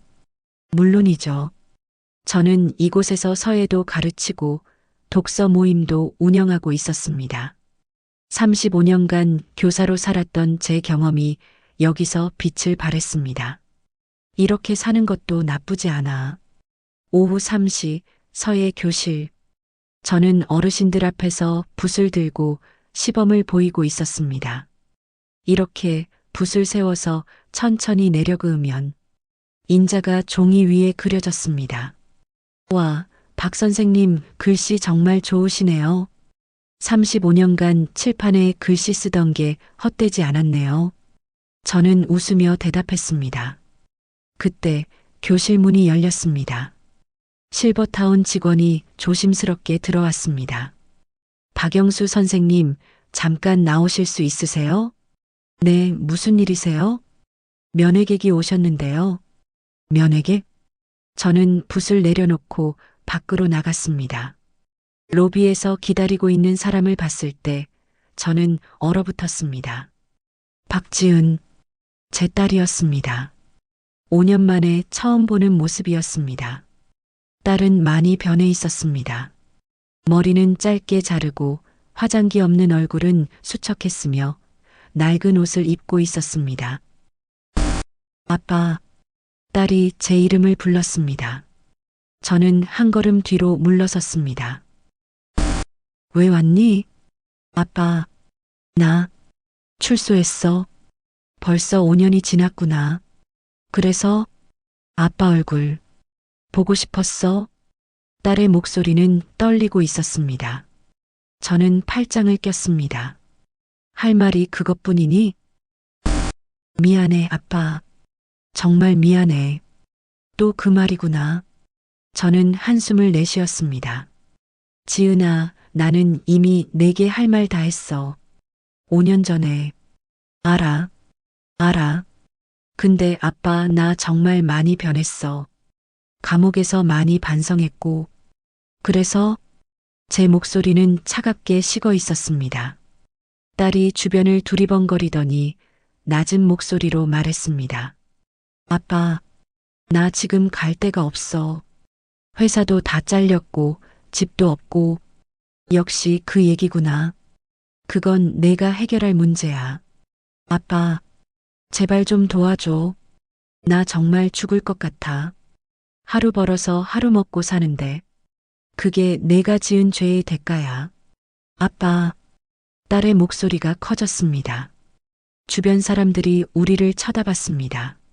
저는 딸의 팔을 잡고 밖으로 나갔습니다. 실버타운 정원 벤치에 앉았습니다. 딸은 계속 울고 있었습니다. 아빠, 나 정말 후회하고 있어. 매일 밤 아빠 생각하면서 잠을 못 자. 제발 한 번만 더 기회를 줘. 나 정말 달라졌어. 저는 딸을 바라봤습니다. 정말 달라진 걸까요? 아니면 또다시 저를 이용하려는 걸까요? 지은아, 내가 뭘 어떻게 도와주길 바라니? 딸이 고개를 들었습니다. 당장 살 집만 있으면 취직 준비라도 할 수 있을 것 같아. 작은 원룸이라도 괜찮아. 전세금만 좀 빌려줄 수 없을까? 빌려주다니. 돌려받을 생각은 있는 건가? 얼마? 5천만 원. 저는 웃음이 나왔습니다. 5천만 원? 그게 적은 돈이라고 생각하니? 아빠는 돈 많잖아. 200억 받았잖아. 딸의 본색이 드러나기 시작했습니다. 그 돈 어떻게 알았니? 신문에 다 나왔어. 아빠가 재개발 보상금 받았다고. 그렇구나. 돈 때문에 찾아온 거구나. 저는 일어섰습니다. 지은아, 돌아가. 아빠, 나는 내게 줄 게 아무것도 없어. 정말, 정말 그렇게 나올 거야? 딸의 태도가 변했습니다. 어차피 아빠 죽으면 그 돈 다 내 거잖아. 역시, 저는 차갑게 웃었습니다. 지은아, 너는 재판에서 상속권을 박탈당했어. 기억 안 나니? 뭐? 딸의 얼굴이 하얗게 변했습니다. 그리고 내 재산은 이미 다 정리했어. 반은 재단에 기부했고, 나머지는 신탁 처리했지. 그럼 나는? 너한테 갈 돈은 단 1원도 없어. 딸이 비틀거렸습니다. 아빠, 설마. 그리고 민준이 몫으로 40억을 신탁했어. 하지만 너는 절대 손댈 수 없어. 민준이가 25살 되면 직접 받게 되어 있어. 딸의 표정이 일그러졌습니다. 아빠가 날 이렇게까지. 내가 나한테 한 짓을 생각하면 이 정도는 약한 거야. 아빠는 악마야. 친딸을 이렇게 버리다니.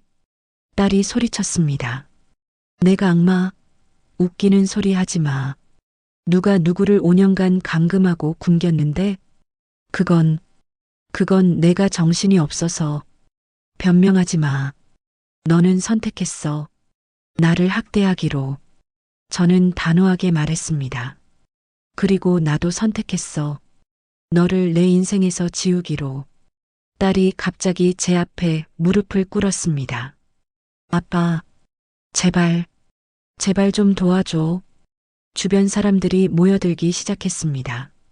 저 여자가 왜 저래? 박 선생님한테 무슨 일 있는 건가? 저는 당황했습니다. 지은아, 일어나. 싫어. 아빠가 도와준다고 할 때까지 안 일어나.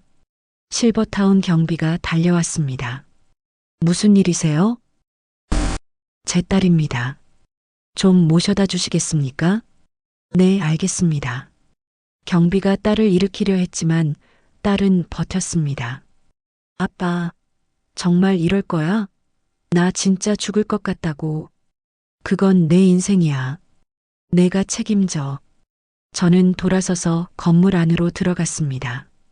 뒤에서 딸의 울음소리가 들렸지만 저는 돌아보지 않았습니다.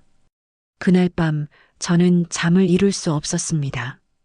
딸의 모습이 계속 떠올랐습니다. 무릎 꿇고 애원하던 모습. 내가 너무 냉정한 건가? 하지만 곧 생각을 털어냈습니다. 아니야. 저게 또 연기일 수도 있어. 지난 5년간 심리 상담을 받으며 배운 것이 있었습니다. 학대자는 쉽게 변하지 않는다는 것. 그리고 피해자는 자신을 지킬 권리가 있다는 것. 다음 날 아침 김철수 씨가 찾아왔습니다. 어르신, 어제 따님이 다녀갔다면서요? 네. 소식이 빠르시네요. 실버타운 경비가 제게 연락했어요. 혹시 몰라서요. 김철수 씨는 제 친구이자 보호자 같은 존재였습니다.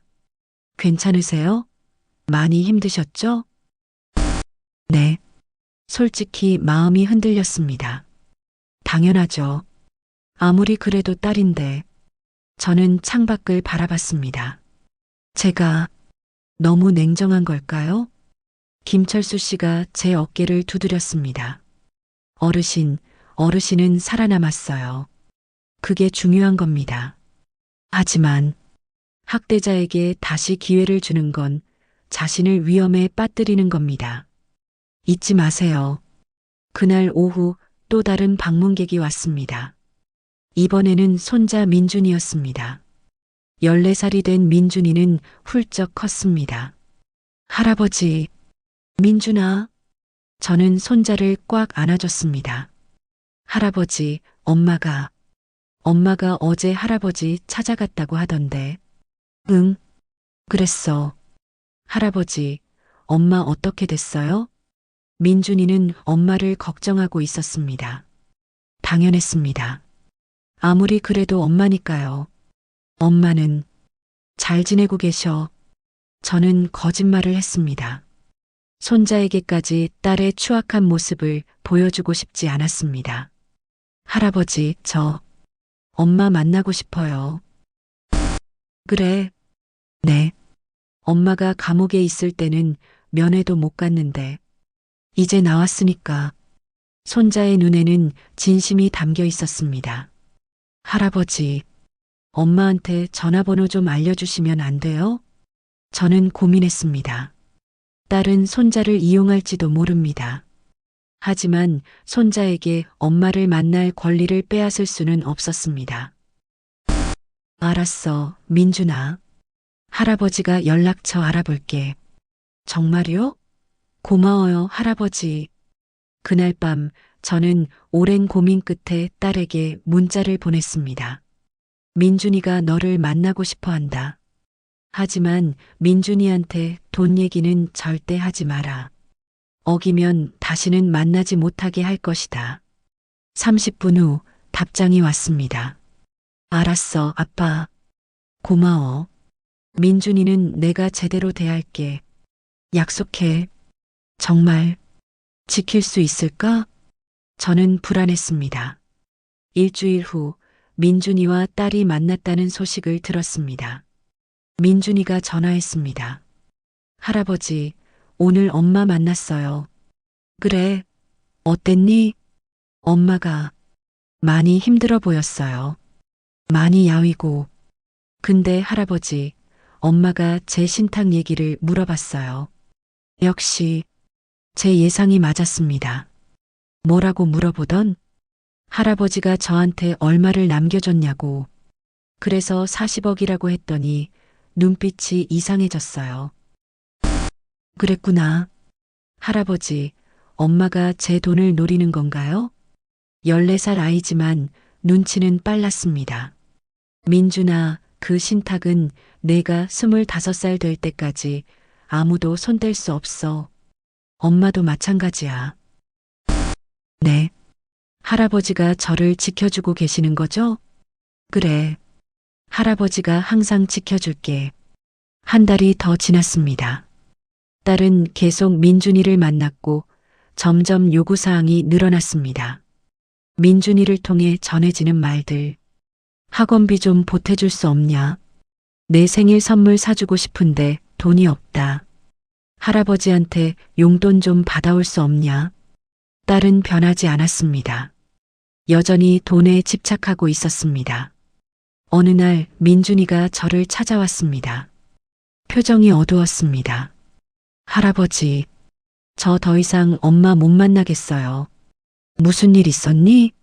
엄마가 제게 할아버지 돈 좀 가져오라고 했어요.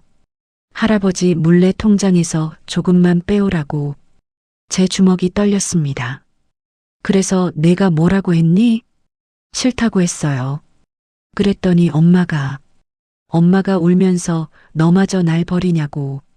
민준이도 눈물을 흘렸습니다. 할아버지, 엄마가 왜 이렇게 됐어요? 엄마도 예전에는 좋은 사람이었잖아요. 저는 손자를 안아줬습니다. 민준아, 사람은 때로 선택을 잘못해서 길을 잃기도 해. 내 엄마가 그런 거야. 엄마는 다시 돌아올 수 없는 건가요? 모르겠어, 민준아. 그건 내 엄마가 선택할 문제야. 그날 밤 저는 결심했습니다. 더 이상 딸에게 흔들리지 않기로, 그리고 손자만큼은 지켜내기로. 창밖을 바라보니 달이 밝게 떠 있었습니다. 여보, 내가 제대로 하고 있는 건가요? 바람이 불었고 어디선가 아내의 목소리가 들리는 것 같았습니다. 당신은 잘하고 있어요. 저는 눈을 감았습니다. 내일은 또 다른 하루가 시작될 것입니다. 딸 없이도 저는 살아갈 수 있습니다. 이미 증명했으니까요. 그로부터 3개월 후, 저는 존엄한 노후재단 개소식에 참석하기 위해 서울 중구에 있는 재단 건물로 향했습니다. 100억을 투자해 만든 이 재단은 가족에게 학대받는 노인들을 위한 보호시설과 법률 지원을 제공하는 곳이었습니다. 박영수 이사장님, 축하드립니다. 고맙습니다. 많은 사람들이 축하를 전했습니다. 언론도 여럿 나와 있었습니다.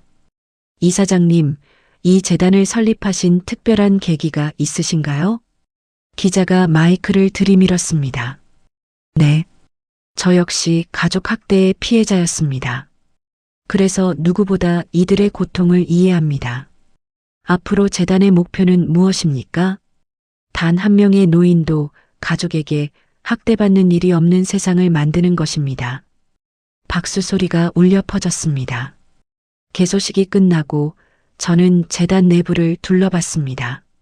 1층은 상담실과 법률사무실, 2층은 임시보호시설, 3층은 심리치료실과 재활센터였습니다. 이사장님, 벌써 15명의 어르신들이 입소대기 중입니다. 재단 사무국장 정미희 씨가 말했습니다. 그렇게 많습니까? 네. 생각보다 숨어있는 피해자들이 훨씬 많습니다. 대부분 가족관계 때문에 신고를 못 하시더라고요. 나도 그랬지. 최대한 빨리 도와드립시다. 네, 이사장님. 그날 저녁 실버타운으로 돌아가는 길이었습니다.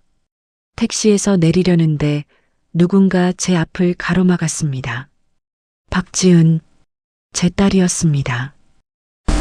아빠, 지은아. 딸은 3개월 전보다 더 초췌해 보였습니다. 옷은 더 낡았고 머리는 헝클어져 있었으며 신발은 다해진 운동화였습니다. 아빠, 뉴스 봤어. 재단 만들었다며? 그래. 100억이나 쓰면서 친딸한테는 단돈 1,000만 원도 안 주냐? 딸의 목소리에는 원망이 가득했습니다. 지은아, 우리 이미 끝난 얘기야. 끝이라고? 나 지금 진짜 죽기 직전이야. 딸이 소리를 질렀습니다. 편의점 알바하면서 고시원에서 자는데 그것조차 밀렸어. 나 진짜 노숙자 되기 일보 직전이라고. 그건 내가 선택한 인생이야. 지은아, 그건 내가 해결해야 할 문제야. 냉혈한, 어떻게 친딸한테 이럴 수 있어? 친딸? 내가 나한테 친아버지라고 생각하고 한 짓이 뭔데? 제 목소리가 높아졌습니다. 5년간 감금하고 굶기고 때리고 그게 친딸이 할 짓이야? 그건 내가 정신이 없어서. 변명 그만해. 저는 단호하게 말했습니다. 나는 내게 더 이상 줄 게 없어. 돌아가. 하지만 딸은 물러서지 않았습니다. 좋아. 그럼 민준이라도 내 편으로 만들 거야. 뭐라고? 민준이는 아직 어려. 내가 잘 설득하면 25살 되면 그 돈 나한테 줄 거야. 딸의 눈에서 광기가 보였습니다. 내가 감히 민준이를 왜? 내 아들인데 내가 못 만나? 아빠가 막을 수 있을 것 같아? 이 사람은 정말 끝까지. 저는 주머니에서 휴대폰을 꺼냈습니다. 뭐해? 경찰에 신고하는 거야. 내가 접근 금지 명령 위반했다고. 뭐? 아빠가 진짜? 그래. 진짜야. 저는 112를 눌렀습니다. 딸이 제 손에서 휴대폰을 빼앗으려 했습니다. 하지 마. 그 순간 누군가 딸의 팔을 잡았습니다. 김철수 씨였습니다. 접근 금지 10m 위반하셨죠? 당신은 누구야? 전직 형사 김철수입니다. 그리고 이분의 친구이자 증인이고요. 김철수 씨는 이미 휴대폰으로 영상을 찍고 있었습니다. 당신이 지금 한 말들 다 녹음했습니다. 민준이를 내 편으로 만들겠다고 하셨죠? 딸의 얼굴이 하얗게 변했습니다. 그건 곧 경찰차가 도착했습니다. 딸은 경찰에 연행되었습니다. 아빠, 제발, 한 번만. 딸의 목소리가 점점 멀어졌습니다. 저는 그 모습을 조용히 지켜봤습니다. 어르신, 괜찮으세요? 김철수 씨가 물었습니다. 네, 이제는 괜찮습니다. 잘하셨어요. 이번에는 제대로 끝내셨습니다. 저는 고개를 끄덕였습니다. 이제 정말 끝이야. 2주 후 검찰에서 연락이 왔습니다. 박영수 선생님, 박지은 씨가 접근 금지 위반으로 추가 기소되었습니다. 그렇군요. 그리고 한 가지 더 말씀드릴 게 있습니다. 뭡니까? 박지은 씨가 선생님의 실버타운에 침입하려다 경비에게 저지당한 사건이 CCTV에 찍혔습니다. 뭐라고? 언제 일입니까? 지난주 목요일 새벽 3시경입니다. 담을 넘으려다 경비에게 발각됐다고 합니다. 그때 내가 자고 있을 시간이잖아. 소름이 돋았습니다. 혹시 뭘 하려고 했는지 확인 결과 가방에 흉기가 있었습니다. 흉기요? 네, 식칼이었습니다. 그 순간 저는 모든 것을 깨달았습니다. 딸은 정말로 저를 해치려 했던 것입니다. 돈을 못 얻는다면 차라리 이 건으로 추가 기소될 예정입니다. 살인 예비죄로요. 그날 밤 저는 오랜만에 악몽을 꿨습니다. 지하실로 돌아가는 꿈, 딸이 칼을 들고 다가오는 꿈. 으악! 비명을 지르며 잠에서 깼습니다. 온몸이 땀으로 젖어 있었습니다. 진정해. 이제 안전해. 하지만 심장은 쉽게 진정되지 않았습니다. 다음 날 아침 손자 민준이가 찾아왔습니다. 할아버지, 엄마 일 들었어요. 민준아, 엄마가 정말 할아버지를 그렇게 하려고 했어요? 민준이는 울고 있었습니다. 민준아, 넌 잘못이 없어. 하지만 엄마가 그런 사람인데 저도 그렇게 되는 거 아니에요? 이 아이가 지금 무슨 생각을 하는 거지? 저는 손자의 어깨를 잡았습니다. 민준아, 잘 들어. 넌 내 엄마가 아니야. 넌 너야. 하지만 사람은 자기 선택으로 만들어지는 거야. 내 엄마는 나쁜 선택을 했고 넌 좋은 선택을 할 수 있어. 정말 그럴 수 있을까요? 그럼 할아버지가 보장해. 저는 손자를 꽉 안아줬습니다. 이 아이만큼은 꼭 지켜낼 거야. 한 달 후 최종 재판이 열렸습니다. 피고인 박지은에게 징역 3년을 추가로 선고한다. 판사의 목소리가 울려 퍼졌습니다. 접근 금지 위반, 주거 침입 미수, 살인 예비죄를 인정한다. 재판장님, 억울합니다. 딸이 소리쳤습니다. 저는 그냥 아버지를 만나고 싶었을 뿐이에요.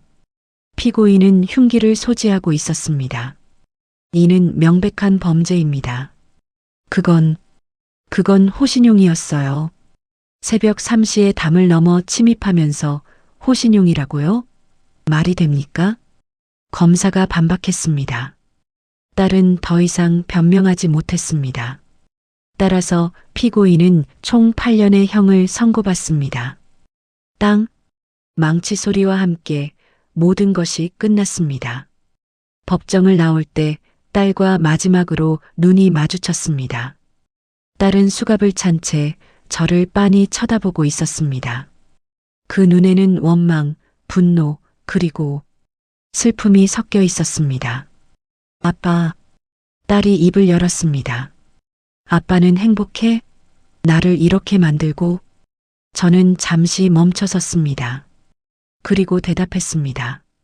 행복하진 않아. 하지만 후회도 없어. 그래. 그럼 됐어. 평생 그렇게 살아. 딸은 그렇게 말하고 고개를 돌렸습니다. 경찰이 딸을 끌고 나갔고 저는 그 뒷모습을 지켜봤습니다. 잘 가라, 지은아. 이제 정말 안녕이야. 법원 밖으로 나오니 김철수 씨와 동생 영희 그리고 손자 민준이가 기다리고 있었습니다. 오빠 수고하셨어요. 어르신, 이제 진짜 끝났습니다. 할아버지, 민준이가 제 손을 잡았습니다. 할아버지, 저 할아버지 닮을 거예요. 강하고 용감한 사람으로. 그 말에 저는 눈물이 났습니다. 고맙다, 민준아. 우리는 함께 법원을 나섰습니다. 햇살이 따뜻했습니다. 그날 오후 저는 혼자 오래된 곳을 찾았습니다. 아내의 묘소였습니다. 여보, 나왔어요. 묘비 앞에 앉아 저는 조용히 말했습니다. 다 끝났어요. 지은이와도 과거와도 바람이 불었습니다. 당신이 보고 싶어요. 이럴 때 당신이 있었으면 뭐라고 했을까? 대답은 없었습니다. 하지만 저는 알 것 같았습니다. 아내라면 이렇게 말했을 것입니다. 당신 잘했어요. 이제 당신 인생 사세요. 묘소를 나오며 저는 주머니에서 무언가를 꺼냈습니다. 낡은 교편이었습니다. 35년간 교단을 지켰던 이 물건. 저는 이것을 서랍 깊숙이 넣어뒀다가 오늘 다시 꺼내왔습니다. 이제 이걸 다시 써야겠어. 재단에서 학대 피해 노인들에게 글을 가르치고 삶의 지혜를 나누고 희망을 전하는 일. 그것이 제 남은 인생의 목표였습니다. 실버타운으로 돌아가는 길. 택시 안에서 창밖을 바라봤습니다. 거리는 활기차고 사람들은 웃고 있었습니다. 나도 이제 저 사람들처럼 살 수 있을까? 답은 이미 알고 있었습니다. 그렇게 될 것입니다. 왜냐하면 저는 이미 지옥에서 살아남았으니까요. 이제 남은 건 천국을 만드는 일뿐입니다. 제 손으로 실버타운에 도착했습니다. 로비에서 이순자 할머니가 반갑게 맞아줬습니다. 박 선생님, 오늘 저녁에 음악회 있는 거 아시죠? 아, 맞다. 깜빡했네요. 꼭 오셔야 해요. 선생님 없으면 재미없어요. 알겠습니다. 저는 방으로 돌아가 옷을 갈아입었습니다. 거울을 보니 77세의 노인이 서 있었습니다. 주름이 깊고 머리는 하얗지만 눈빛만큼은 살아 있었습니다. 박영숙, 이제 시작이야. 거울 속에 제가 웃고 있었습니다. 저녁 8시 실버타운 공연장. 바이올린 연주가 흐르는 가운데 저는 다른 어르신들과 함께 앉아 있었습니다. 음악은 아름다웠고 사람들은 행복해 보였습니다. 이런 평범한 순간이 이렇게 소중한 거였구나. 음악회가 끝나고 모두가 박수를 쳤습니다. 저도 함께 박수를 쳤습니다. 그때 제 휴대폰이 울렸습니다. 민준이었습니다. 할아버지, 오늘 시험 100점 맞았어요. 정말? 우리 민준이 최고다. 다 할아버지 덕분이에요. 할아버지가 공부 봐줘서요. 아니야, 내가 열심히 한 거지. 할아버지, 사랑해요. 나도 사랑한다, 민준아. 전화를 끊고 저는 미소 지었습니다. 삶은 계속됩니다. 고통이 있었지만 그 고통을 이겨냈습니다. 배신이 있었지만 그래도 사랑은 남았습니다. 절망이 있었지만 희망을 찾았습니다. 그날 밤 잠자리에 들기 전 저는 일기를 썼습니다. 오늘로 모든 재판이 끝났다. 딸과도 완전히 결별했다. 슬프지만 후회는 없다. 나는 살아남았다. 그것만으로도 승리다. 이제 남은 인생은 온전히 내 것이다. 누구를 위한 것도 아닌 나를 위한 인생. 그리고 나와 같은 고통을 겪는 사람들을 위한 인생. 내일도 해는 뜰 것이다. 나는 그 햇살 아래에서 당당하게 살아갈 것이다. 박영수, 77세. 인생 2막이 시작된다. 펜을 내려놓고 저는 창밖을 바라봤습니다. 달이 밝게 떠 있었습니다. 내일은 또 어떤 날이 기다리고 있을까요? 기대가 되었습니다. 1년 후 78세가 된 저는 존엄한 노후재단 사무실에 앉아 있었습니다. 책상 위에는 감사 편지들이 쌓여 있었습니다. 박영수 이사장님 덕분에 새 삶을 살게 되었습니다. 이사장님이 없었다면 저는 죽었을 겁니다. 감사합니다. 진심으로 감사합니다. 하나하나 읽으며 저는 뿌듯함을 느꼈습니다. 내 고통이 헛되지 않았구나. 지난 1년간 재단은 127명의 학대 피해 노인을 도왔습니다. 법률 지원, 심리 상담, 임시 보호, 그리고 자립 지원까지 제가 받지 못했던 도움들을 다른 사람들에게 주고 있었습니다. 사무국장 정미희 씨가 들어왔습니다. 이사장님, 오늘 3시에 새로 입소하시는 분이 계세요. 누구시죠? 김옥분 할머니세요. 76세이시고 아들에게 10년간 학대를 받으셨대요. 10년이나. 저는 가슴이 아팠습니다. 제가 직접 뵙겠습니다. 네, 이사장님. 오후 3시 재단 상담실. 문이 열리고 한 할머니가 들어왔습니다. 휠체어를 타고 계셨고 몸은 비쩍 마르셨으며 눈빛은 불안으로 가득했습니다. 마치 예전의 나 같아. 김옥분 할머니시죠? 저는 이사장 박영수입니다. 네. 할머니의 목소리는 떨리고 있었습니다. 여기가 정말 안전한 곳인가요? 네. 여기는 안전합니다. 제가 보장합니다. 저는 의자를 할머니 옆으로 옮겨 앉았습니다. 할머니, 저도 한때 할머니와 같은 처지였습니다. 네. 제 딸에게 5년간 학대를 받았습니다. 감금, 폭행, 굶주림 모두 겪었습니다. 할머니의 눈이 커졌습니다. 정말, 정말이세요? 네. 그래서 할머니 마음을 누구보다 잘 압니다. 할머니의 눈에서 눈물이 흘러내렸습니다. 저는 제가 잘못 키워서 그런 줄 알았어요. 아닙니다. 할머니 잘못이 아니에요. 저는 할머니의 손을 잡았습니다. 학대는 절대로 피해자 잘못이 아닙니다. 이제 그 생각 버리세요. 할머니는 한참을 울었습니다. 저는 조용히 그 옆에 앉아 있었습니다. 울어요. 마음껏 울어요. 이제 안전하니까. 그날 저녁 재단 식당. 김옥분 할머니를 포함해 15명의 어르신들이 함께 저녁을 먹고 있었습니다. 할머니, 여기 반찬 더 드세요. 고맙습니다. 처음엔 움츠러들어 있던 김옥분 할머니도 조금씩 편안해 보였습니다. 식사 후 저는 서재 교실을 열었습니다. 오늘은 희망이라는 글자를 써보겠습니다. 낡은 교편을 들고 저는 붓으로 시범을 보였습니다. 희망.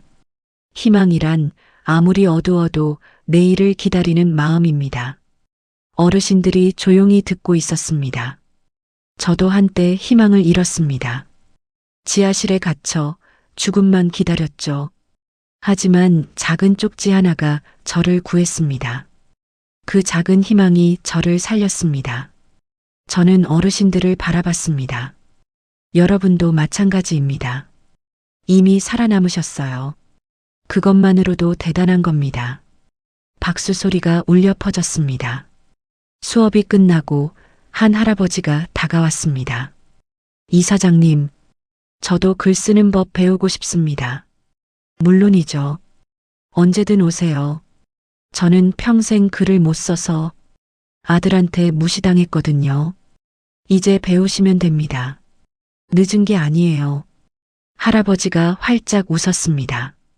이런 순간들, 이게 내가 사는 이유야. 밤 10시 재단 일을 마치고 실버타운으로 돌아왔습니다. 방에 들어서자마자 저는 책상 앞에 앉았습니다. 서랍을 열고 오래된 사진첩을 꺼냈습니다. 아내와 찍은 사진, 젊은 시절 신혼여행 갔을 때. 여보, 나 잘하고 있죠? 사진 속 아내는 웃고 있었습니다. 당연하죠. 당신은 항상 최선을 다했어요. 아내의 목소리가 들리는 것 같았습니다. 다음 장을 넘기니 딸의 어린 시절 사진이 나왔습니다. 5살 때 유치원 졸업식. 지은아, 가슴 한편이 아팠습니다. 여전히 아무리 시간이 흘러도 딸에 대한 그리움은 사라지지 않았습니다. 하지만 이제는 후회하지 않았습니다. 나는 할 수 있는 걸 다 했어. 이제는 놓아줘야지. 저는 사진첩을 덮었습니다. 다음 날 아침 손자 민준이가 찾아왔습니다.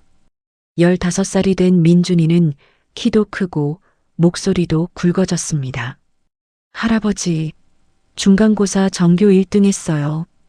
정말 우리 민준이 최고다. 할아버지 덕분이에요. 매주 공부 봐주셔서요. 민준이는 가방에서 상장을 꺼냈습니다. 이거 할아버지 드릴게요. 아니야, 이건 내 거잖아. 할아버지가 더 받을 자격이 있어요. 할아버지가 저를 키워주셨으니까요. 저는 상장을 받아들고 눈물이 날 뻔했습니다. 고맙다, 민준아. 할아버지, 저 나중에 변호사가 될 거예요. 변호사? 네. 할아버지처럼 약한 사람들을 도와주고 싶어요. 특히 할아버지, 할머니들을요. 그 순간 저는 모든 게 헛되지 않았다는 걸 느꼈습니다. 제 고통이, 제 선택이 이 아이에게 좋은 영향을 주고 있었습니다. 민준아, 넌 훌륭한 사람이 될 거야. 할아버지가 보장해. 할아버지처럼요. 오후 저는 오랜만에 산책을 나갔습니다. 한강 둔치였습니다. 벤치에 앉아 강물을 바라봤습니다. 참 많은 일이 있었지. 68세의 뇌졸중으로 딸 집에 갔던 일. 5년간의 지옥 같은 시간. 구출, 재판, 그리고 재건. 나는 살아남았어. 그때 옆에 누군가 앉았습니다. 김철수 씨였습니다. 어르신, 여기 계셨네요. 아, 김 씨.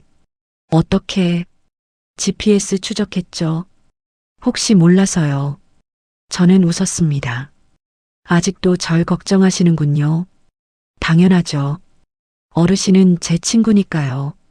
우리는 한참 말없이 강물을 바라봤습니다. 김 씨. 네. 고맙습니다. 당신이 아니었으면 저는 살아남지 못했을 겁니다. 아닙니다. 어르신이 포기하지 않으셨기 때문에 가능한 일이었어요. 김철수 씨가 저를 봤습니다.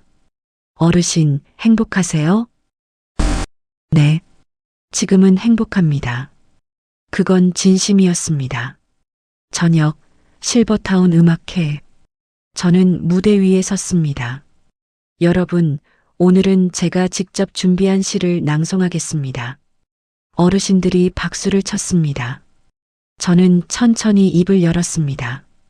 제목은 다시 피어난 꽃입니다.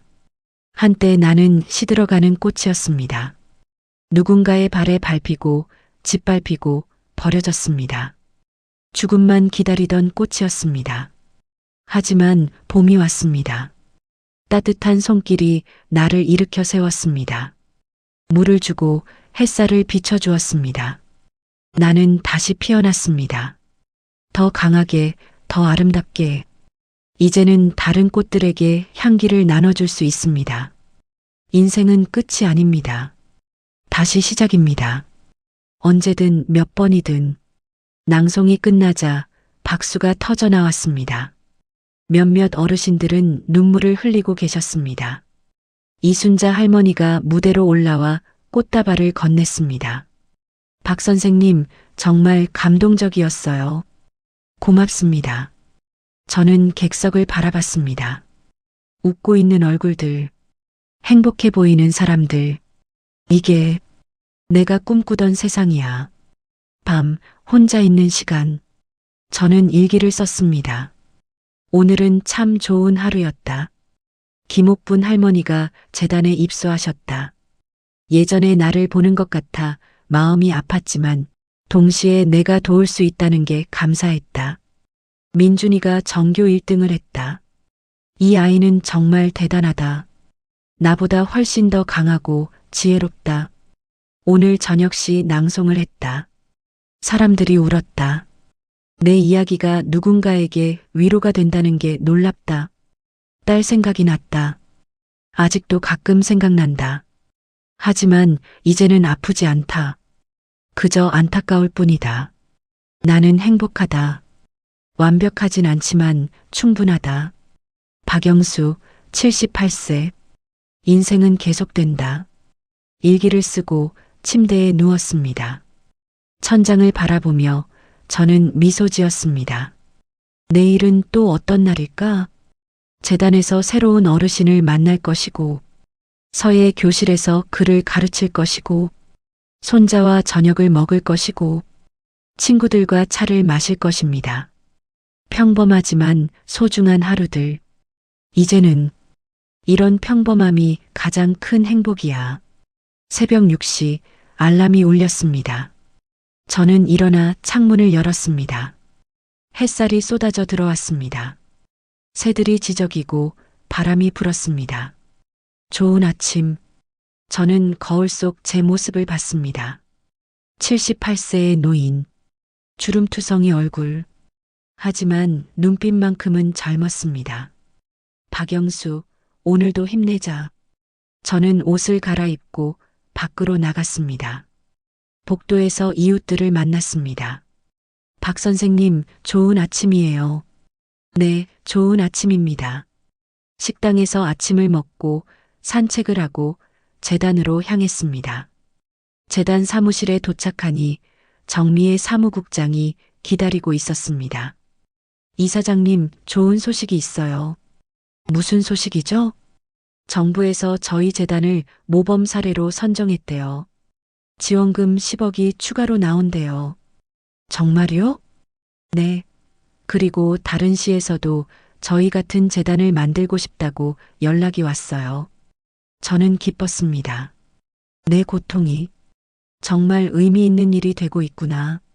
잘 됐네요. 이제 더 많은 사람들을 도울 수 있겠어요. 네, 이사장님. 이 모든 게 이사장님 덕분이에요. 아니에요. 우리 모두의 덕분이죠. 오후 3시 서예 교실. 오늘은 감사라는 글자를 가르쳤습니다.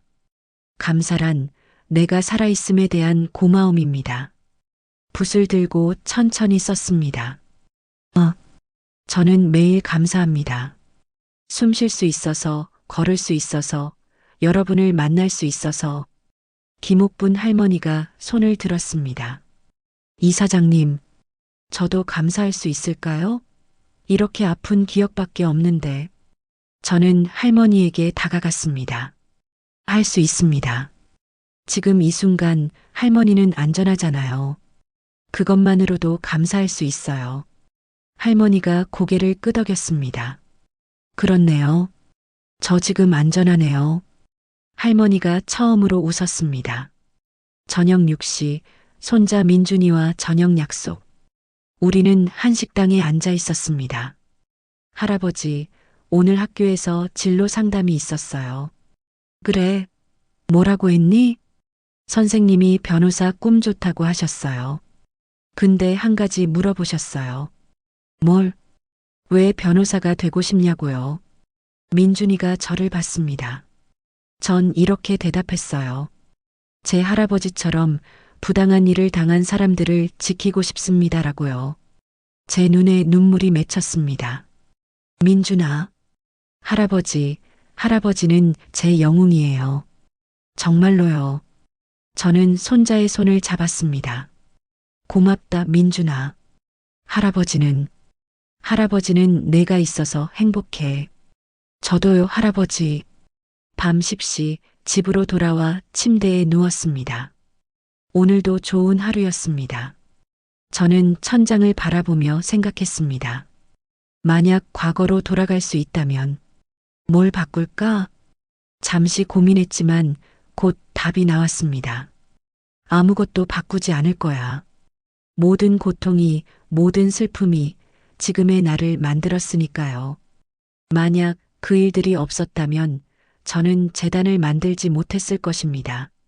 김옥분 할머니 같은 분들을 돕지 못했을 것입니다. 민준이에게 진정한 할아버지가 되지 못했을 것입니다. 모든 고통에는 의미가 있었어. 마지막으로 저는 책상 서랍을 열었습니다. 그 안에는 낡은 교편이 있었습니다. 35년간 교단을 지켰던 이 물건, 5년간의 지옥을 견딜 수 있게 해준 제 정체성, 그리고 지금 새로운 의미를 가진 도구. 저는 교편을 꺼내 들고 조용히 말했습니다. 고맙다. 내가 있어서 내가 여기까지 왔어. 교편을 다시 넣고 서랍을 닫았습니다. 내일 다시 쓸 것입니다. 또 다른 누군가에게 희망을 가르치기 위해 잠들기 전 창밖을 바라봤습니다. 별들이 반짝이고 있었습니다. 어디선가 아내의 목소리가 들리는 것 같았습니다. 당신 잘했어요. 정말 잘했어요. 고마워요, 여보. 당신도 거기서 편히 쉬세요. 저는 눈을 감았습니다. 편안한 잠이 찾아왔습니다. 악몽은 더 이상 없었습니다. 다음 날 아침, 저는 또다시 새로운 하루를 맞이했습니다. 햇살이 얼굴에 닿았을 때 저는 미소 지었습니다. 좋은 아침, 세상아. 박영수, 78세. 한때 지옥을 경험한 남자. 하지만 지금은 천국을 만들어가는 남자. 인생은 끝나지 않았습니다. 아직 할 일이 많았으니까요. 아직 만날 사람이 많았으니까요. 아직 나눌 사랑이 많았으니까요. 저는 일어나 옷을 갈아입고 문을 열었습니다.